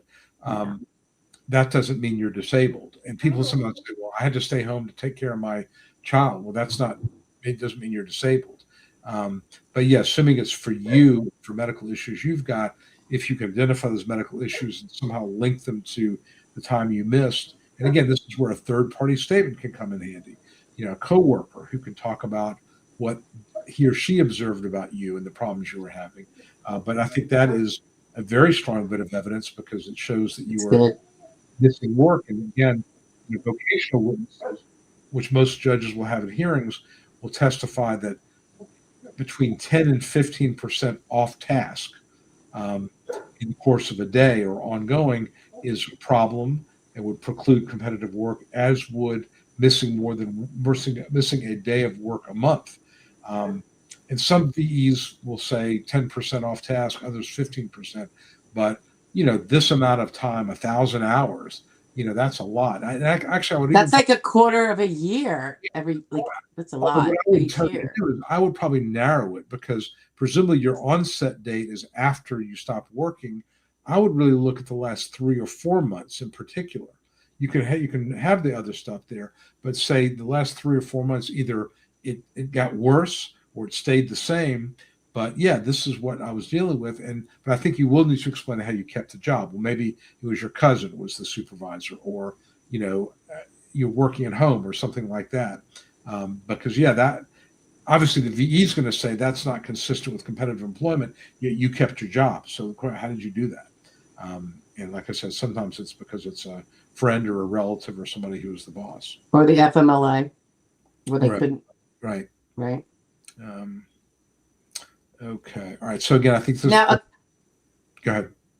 I was just going to say accommodations can be damaging, can hurt a case, How so? I believe, because it's my understanding when they're looking at your past relevant work. So if it's in your relevant 5 years and you had an accommodation, that's included as part of your past relevant work um, duties. Like they don't look at it for future jobs, but for the past relevant work jobs. So it's like if they find you could do that job um, with that accommodation, then you could do that job. And even if they say even if the accommodation no longer is offered or exists, because it's crushing, really. I mean, I always tell people don't even go near accommodations because if it's part of your past relevant work, um, it's one of the Social Security rulings. Okay. As, Okay. as a matter of fact, yeah, it's like so. If so, sometimes people, sometimes people will say, "Well, I had a lot of accommodations. My coworker used to help me when instead of me carrying the water the whole way, they would, you know, start helping me or whatever." And I'm like, "Was that official or was that just them being kind?" Well, that's just them being kind. But if I'd asked for it, I'm like, you don't want to ask. I'm like, let's not go there. If it wasn't an official accommodation, you can talk about how you had to get a lot of help and weren't doing the job fully yourself. But Hmm. the second you might broach into accommodation, if that's going to be a job in your past relevant work, Now you have to prove you can't do it with accommodation. So it just makes it harder to prove you can't do it. I see what you're saying. So it's almost the same. And the other side of it would be if you had a job that, you actually performed. Let's say the job is like I had a client who was a firefighter and is classified as medium. And he talked about he had to lift 100 pounds. So it was performed at heavy. So they look at your past relevant work, they're going to consider it as a heavy job because that's what you did. What you're saying is on the other side of it, if you, let's say the job normally required you to lift 20 pounds, but you only had to do 10 because you had an accommodation, the way you performed that past job was 10 pounds. And so you got to prove you couldn't do it that way, I think is what you're getting. Yeah. It's an annoying little factoid of the law there on that one. Got it. All right. So EJ says the short form took 1.5 years to get a response, and then the long form got the results. So it looks like the short form took 1.5 years, the long form took 2 weeks, which is crazy. But I think this goes to the point of that people get these continuing reviews and it can sit there for months or even years. And that is very stressful. I mean, imagine you go through the process, you get approved, you get a review form, and it sits there. You don't get any notification, nothing. It just sits there for 1.5 years. That's got to drive you nuts, I would think. That's just crazy. But what are we doing?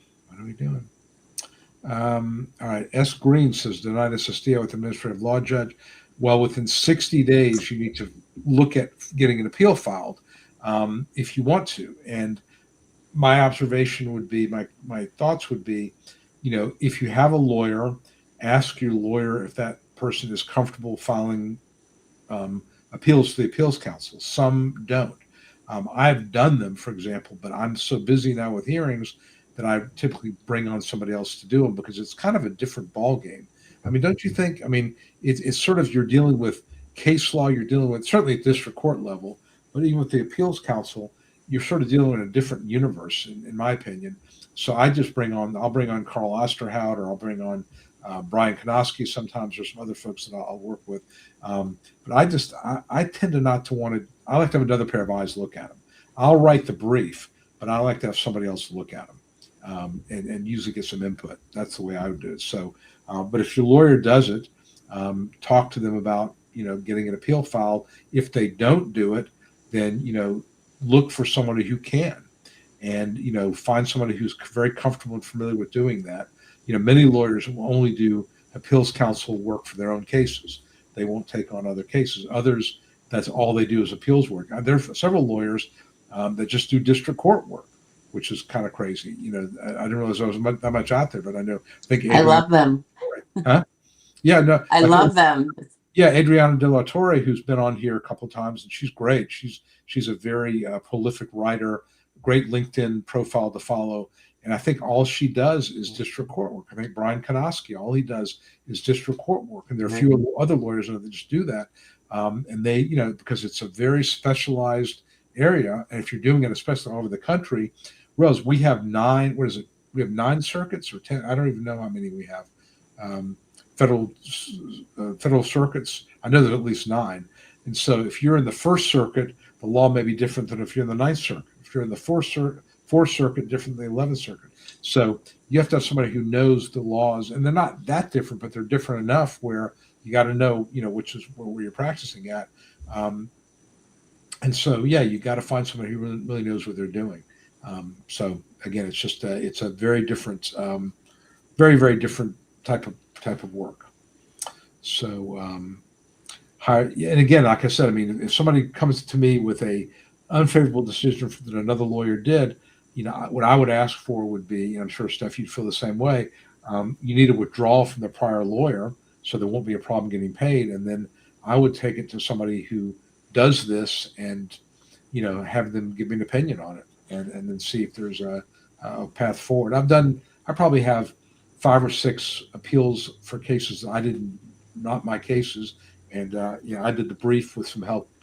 You got to ask for help if if you think it's appropriate. Yeah, I just took one maybe in the last 2 months. It's not my case, but he was denied at ALJ. So I did the appeals council appeal for him and did the brief. Yeah. And did it on mostly on the decision because he didn't have the file.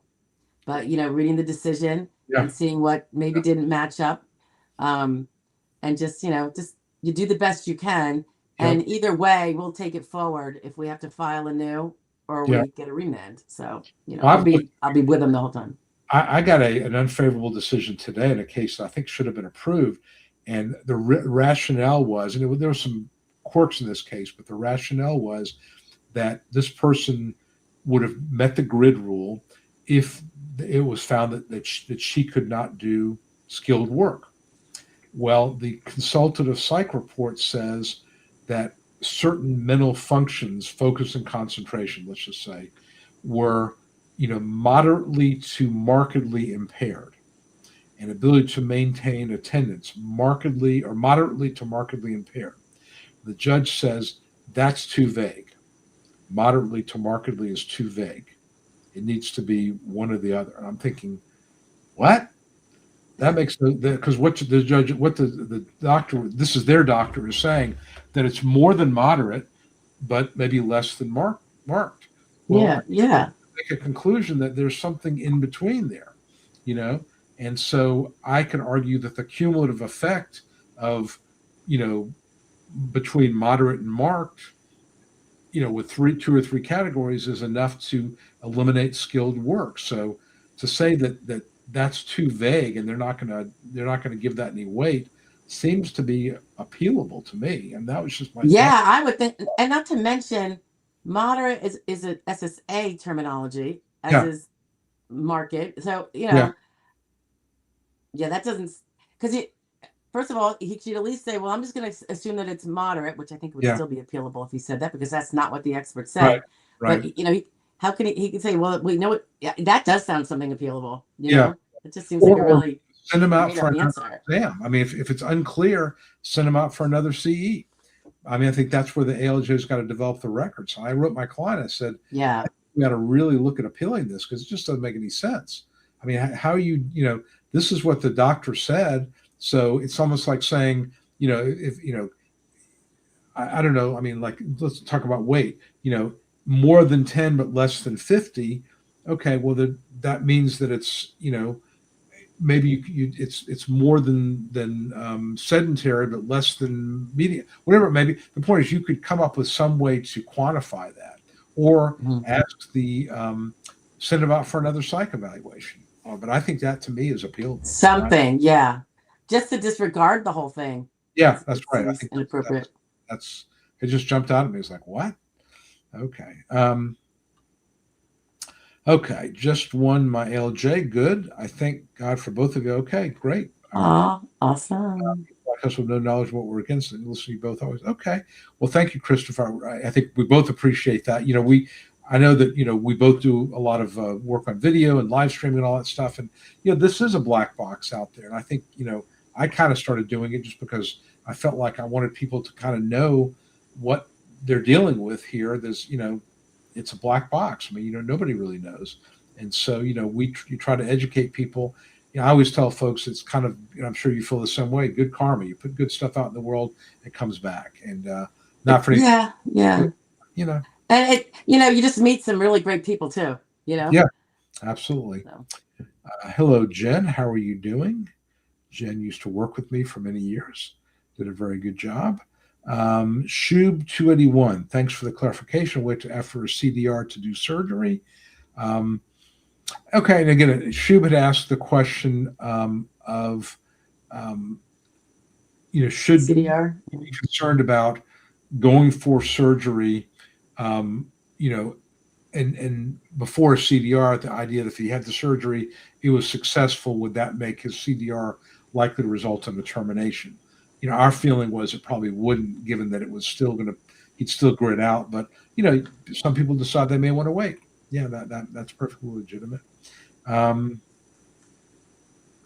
Okay, if our last day of work was June of 20, your hearing is on August of 26, is there past relevant work?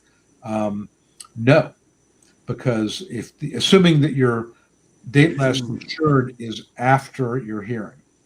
So if your date last insured was in 2023, you go back 5 years from 2023. If your date last insured is in 2029, then yes, the 5 year look back would be August of 2021. As after your last work, there is no past relevant work. Now, you'll be 50 in July.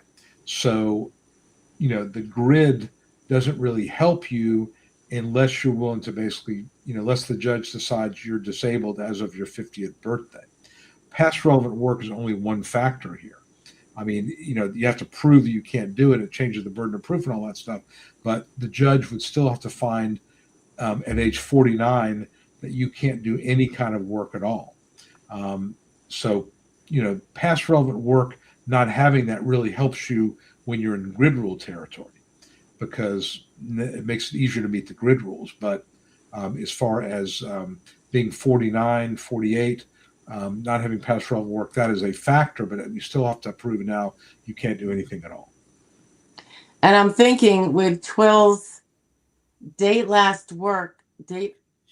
he or she last worked, that's 7/20/20. That DLI, unless you've been working part-time a little after and Yeah. got some credits in 21 or 22 or 23 or 24, Right.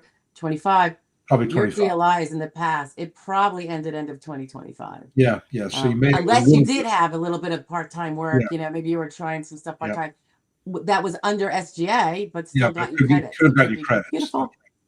Yeah. So right. I think you got to see what your date last insured is. But yeah, you may have a little bit of past work. But again, if we're not in the grid rule territory, not as big of a deal. It's still relevant, but it can really help you when you're in the grid rule territory. Otherwise, you still have to prove at the end of the day you can't do anything, or during the time as of your onset date, there's literally no job at all. And literally there are jobs that are, I call them warm body jobs, where you're basically sitting there and you are, monitoring, teddy bears coming down an assembly line.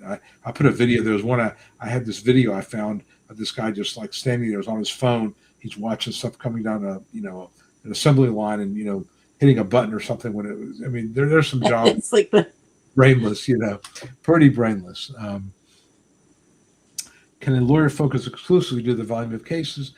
Yeah, I mean, most of us who do this is pretty much all that we do. I don't think you can dabble in this and be very effective.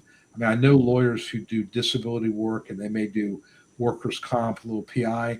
But most lawyers who do this is pretty much all they do. It's not so much the volume; it's just that you got to know the way the system works. And like I've I'll get calls sometimes from lawyers who took on a case and they've got one case. They've never done it before. Very hard to get up to speed with all the things you got to know. And it shouldn't be this complicated, but it is. But, Yeah, I always make the joke of those that have, like, if you go to their website and you see 5 different areas, usually it'll be like PI, personal injury. That's their big kit and caboodle. Then they throw a little workers' comp in there. Then they throw SSD is the redheaded stepchild for them. yeah, It's like the tag along thing. They usually don't know too much of what they're doing. Oftentimes, I should say. yeah, And it's a redheaded stepchild because it's not going to be their big money bag. right, right. So they just don't give it the attention because they've got to focus on those big cases that'll. Well, I find actually, I'm sure you have them up there, but there are a couple of really big time advertisers here in town in Atlanta that spend, millions of dollars on billboards and TV commercials, and they're doing it for PI, mostly PI, maybe a little workers' comp, and a few of them have Social Security. And I've always wondered, I mean, a lot of these big firms they hire, they may, the typical model, not always, but many times they'll have an experienced lawyer as sort of the head of their litigation division, and they'll take on the big truck accident cases for litigation. The rest of them they're going to settle, and then they'll have a lawyer who's probably pretty new at it. But you do the Social Security, like you said, the redheaded stepchild of their practice, and you're like, does this person really know what they're doing? I mean, they may get some volume, which would certainly help them get better at it, but it's hard to really get good at something if you don't really do it full time. So yeah, I mean, I think that you need to really be doing it pretty much on a day-to-day basis to get comfortable with how it works, because things do change. Look, I mean, I remember I've had discussions with people. I was talking to some lawyer, just because I do some training, so CLE things, and I was asking about the treating source rule. Well, that's been gone for years, but there's places online where it still talks about the treating source rule, and you could make a real fool of yourself if you don't know that's been gone, or there's some things like that. So yeah, okay. Yeah.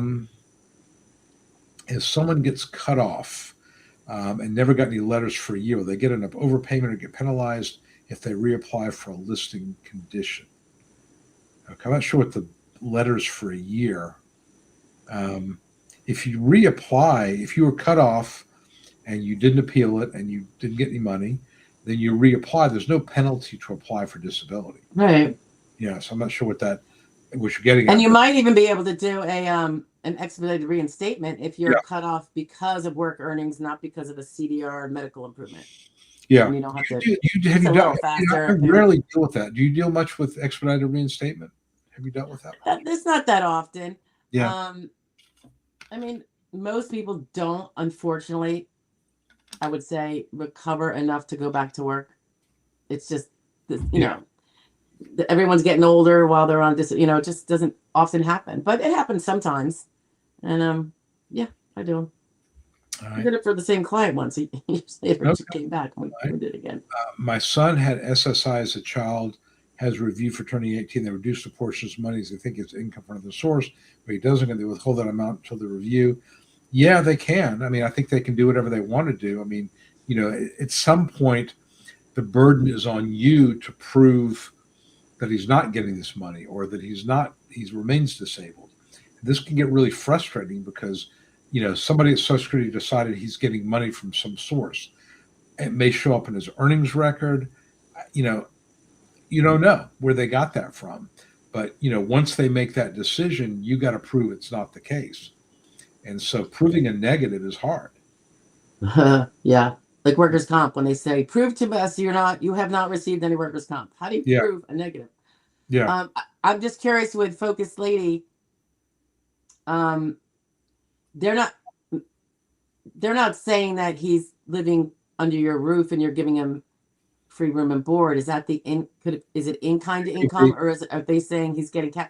Because if it's in-kind income because you're giving him free room and board, start charging him rent and make a little lease thing. Yeah, that's a good point. You can do an agreement to repay, and whatever you're paying him, create a lease agreement for room, like you said, room and board.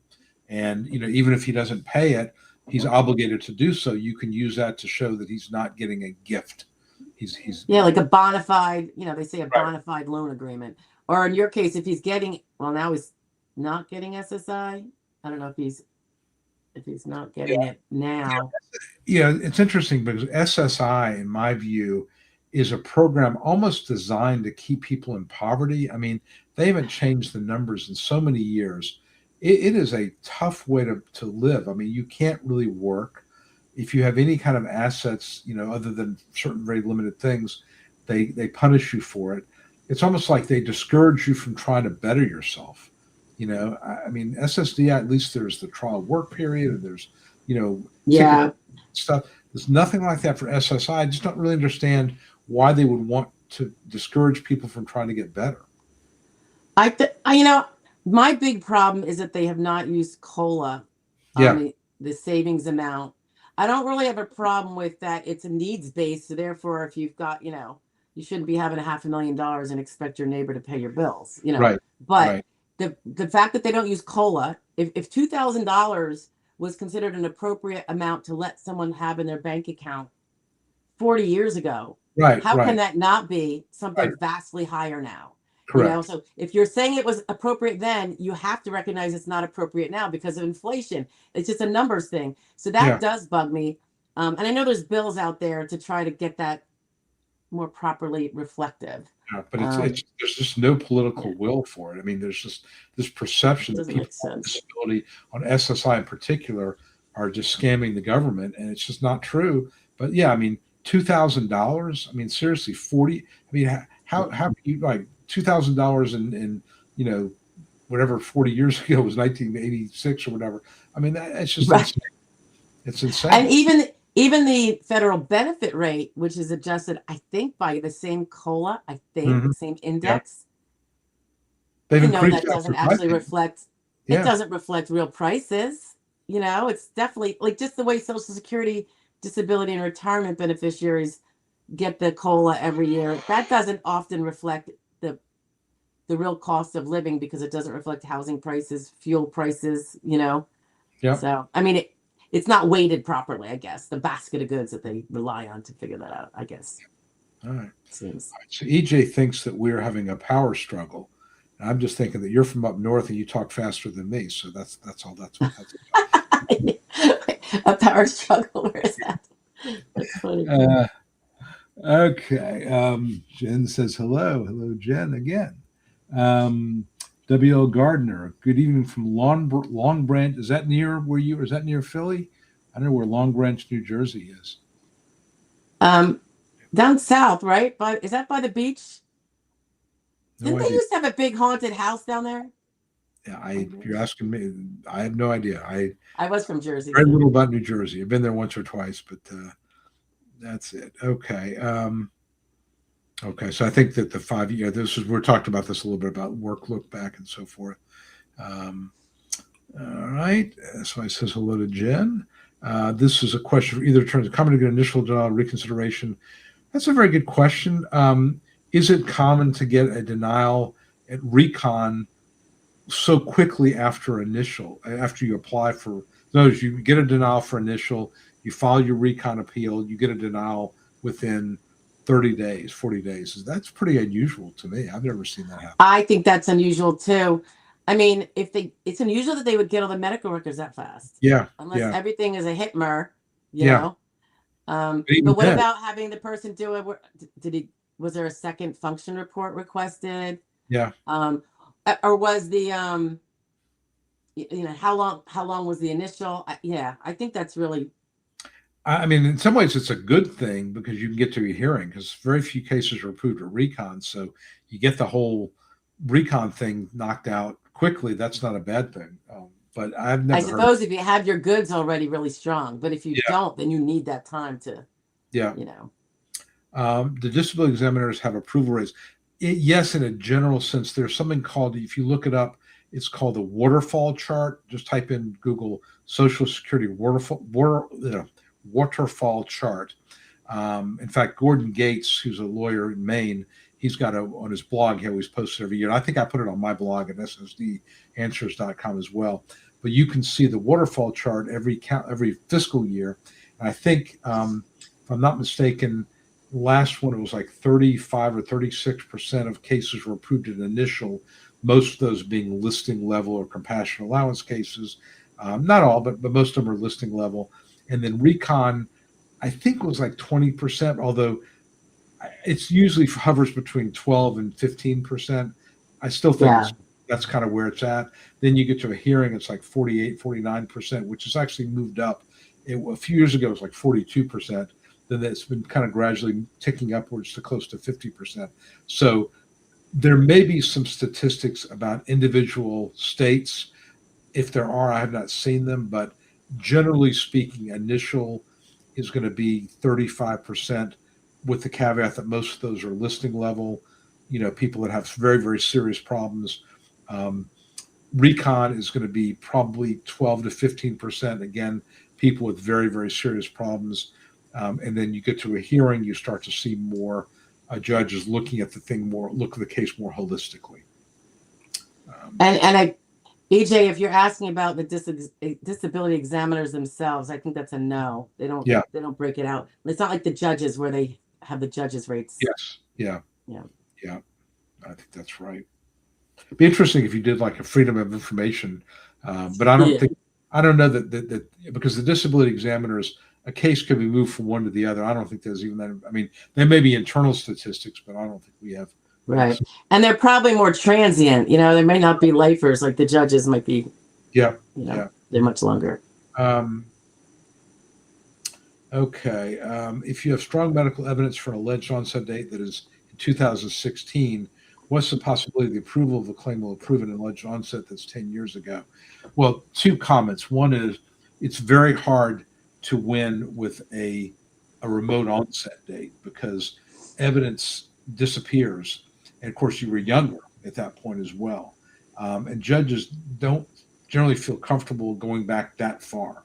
Not impossible, but and maybe the reason why you have to do it is because your date last insured may have expired in 2018 or something. So you have to go back that far. Realize if you just applied, of course, again, your insured status is going to be a big part of this, but you only get paid 1 year prior to the date of application. So, let's say scenario would be your date last insured was 2018. You apply in 2026. You're trying to prove your disability began in 2016, and you're successful. You only get paid going back to 2025. You can't go back that far to get paid, but you could find that your disability began within your date last insured. That would obviously benefit you for SSDI purposes. You would need really strong evidence, is my take. It's hard because you can't create the evidence now by going to the doctor now. You still have to go to the doctor now, but you can't. Yeah, I mean, think about it. If let's say you were to depose the doctor, how many doctors are going to really remember the way you were 10 years ago? It's just really hard to do that. And let's say you go to the doctor and say, complete a functional capacity form for me as of the way I was in 2016. I mean, that's hard. That's a hard thing to do. I did have a case. This went to hearing maybe like 3 weeks ago. It's an old onset date, and the treating doctor now, we do have the records from back then. It was like a workers' comp doctor, and workers' comp doctors have to say certain things that you kind of wish they didn't say. And he did do a retrospective.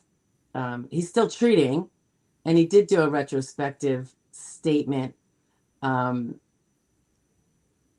about things out like in a different way than the workers' comp medical records showed. What just fingers crossed that it helps.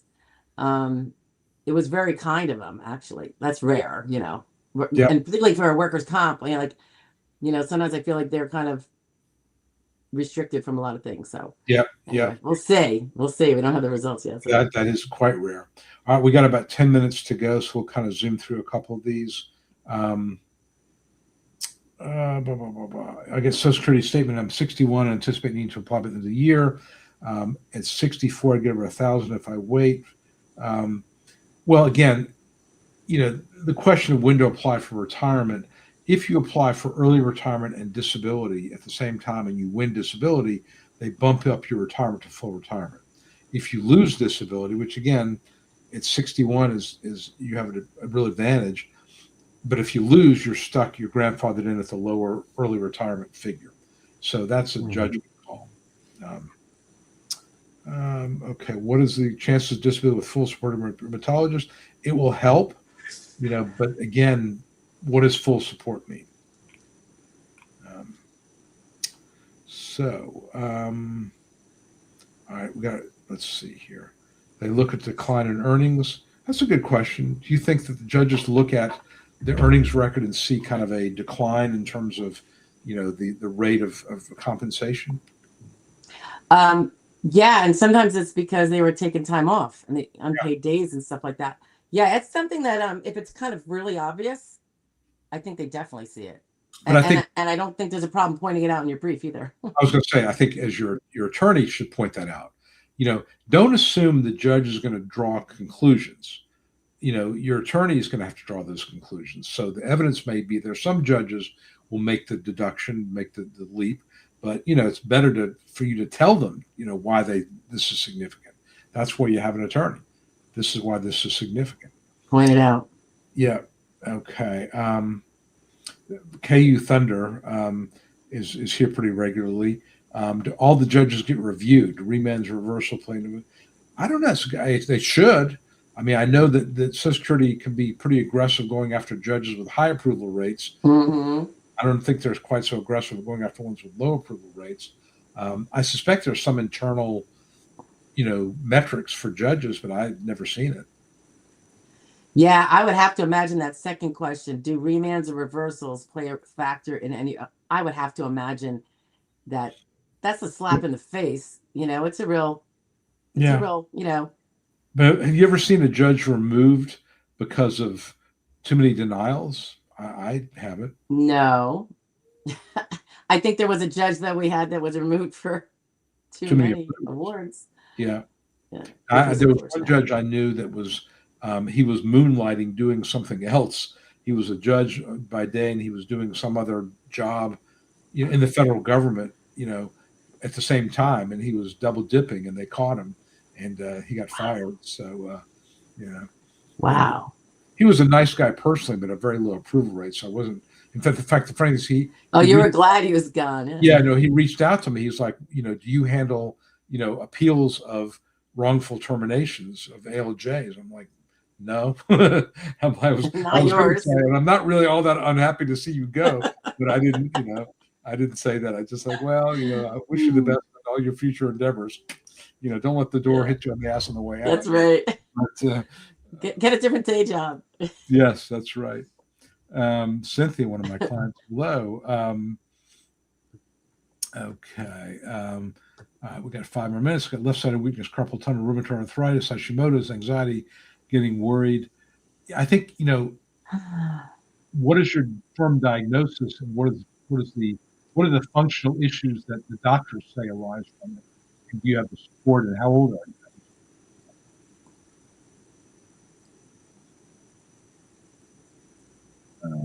All right.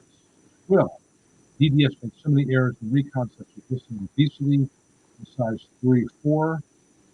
Yeah, you're probably not obese. My attorney says it's a strong case. And obesity, it's based on your height and your weight. I don't know if it's based on your dress style, but It's no longer a listing either. that's right. It's It's been no listing longer. a long time. It's got to be Years and years it's been gone. Yeah, it's got to be considered, certainly in terms of orthopedic issues, but body mass. Because I have some clients who are, pushing 400 pounds, and one of the arguments that George Piemonte has made, and I've adopted now, is that if you need a special chair, that's an accommodation. And so, if you are, if you can prove that you need a special chair to perform work, that's something that an employer would have to make an accommodation for. Therefore, that would preclude, work. It should. It How are should. you finding them taking that? How have you found that they Yeah, say, I oh, mean, yeah, I've made accommodation, it. that job's knocked out? I've never had a decision issued based on that, but I've put it in my argument a couple of times, and I've asked some VEs, and they tend to not. Well, I don't know. I really, I wouldn't know about that. How many of them would consider that? I'm thinking, well, if you have to have a special chair, it's like having a special screen that you can't see. But so I haven't really had a decision based on that issue alone. But I wonder if the fact that you throw the argument in there, yeah, the judge knows it's a legitimate argument, because yeah, if they need an accommodation, it's not competitive work, I right? agree. It's outside of the Right. substantial numbers game. Yeah. Yeah. So that's the point is, I mean, if you could work, but it's got to be accommodated where they've got to, get you a recliner so you could sit in a recliner, keep your legs extended. And they've got to spend money on a special monitor, and they're going to spend them in a special chair. That's an accommodation. That is not competitive work. And for disability, they have to prove at step 5 of the sequential process that there are jobs that exist in the economy that are not accommodated. So That's right. yeah. Okay. All right. We get time for a couple more here. Does everybody have to appear before a judge? No. Judges can sometimes issue a decision on the record. So you also have the option when you appeal for a hearing, you could say, I don't want to attend the hearing. yeah, I just want you to decide it on the I papers. wouldn't do that, but you can. I don't recommend that either at all. Christina, one of my regulars, hello from California. Hello, Christina. Okay. How long do you have to speak to the judge before your attorney? I mean, every judge has got their own way of doing things. Most of the time, the judge will ask the attorney for an opening, although probably about 25% of the time they don't. And they'll ask you questions, or your attorney will ask you questions. You'll do most of the talking. They don't want to hear from your attorney. They want to hear from you. So it's not like your attorney's intervening. Your attorney's going to be asking questions so you can, bring out the evidence. Really, your testimony is evidence. So, okay, all right. A couple more. We filed. Okay, so Steve is an initial. We filed about 3 weeks ago. The case has to be assigned to a claims examiner. That can take 3, 5, 7 weeks. It just depends on how busy they are. But normally it'll take, 4 to 6 weeks, I'm guessing. It just depends on the Oh, district it's where it's crazy. at. Yeah. Okay. All right. Let's see if there's any.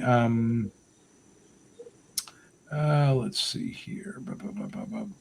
Okay, let's do two more, then we will call it a night. Are benefits continued during a CDF for major depression?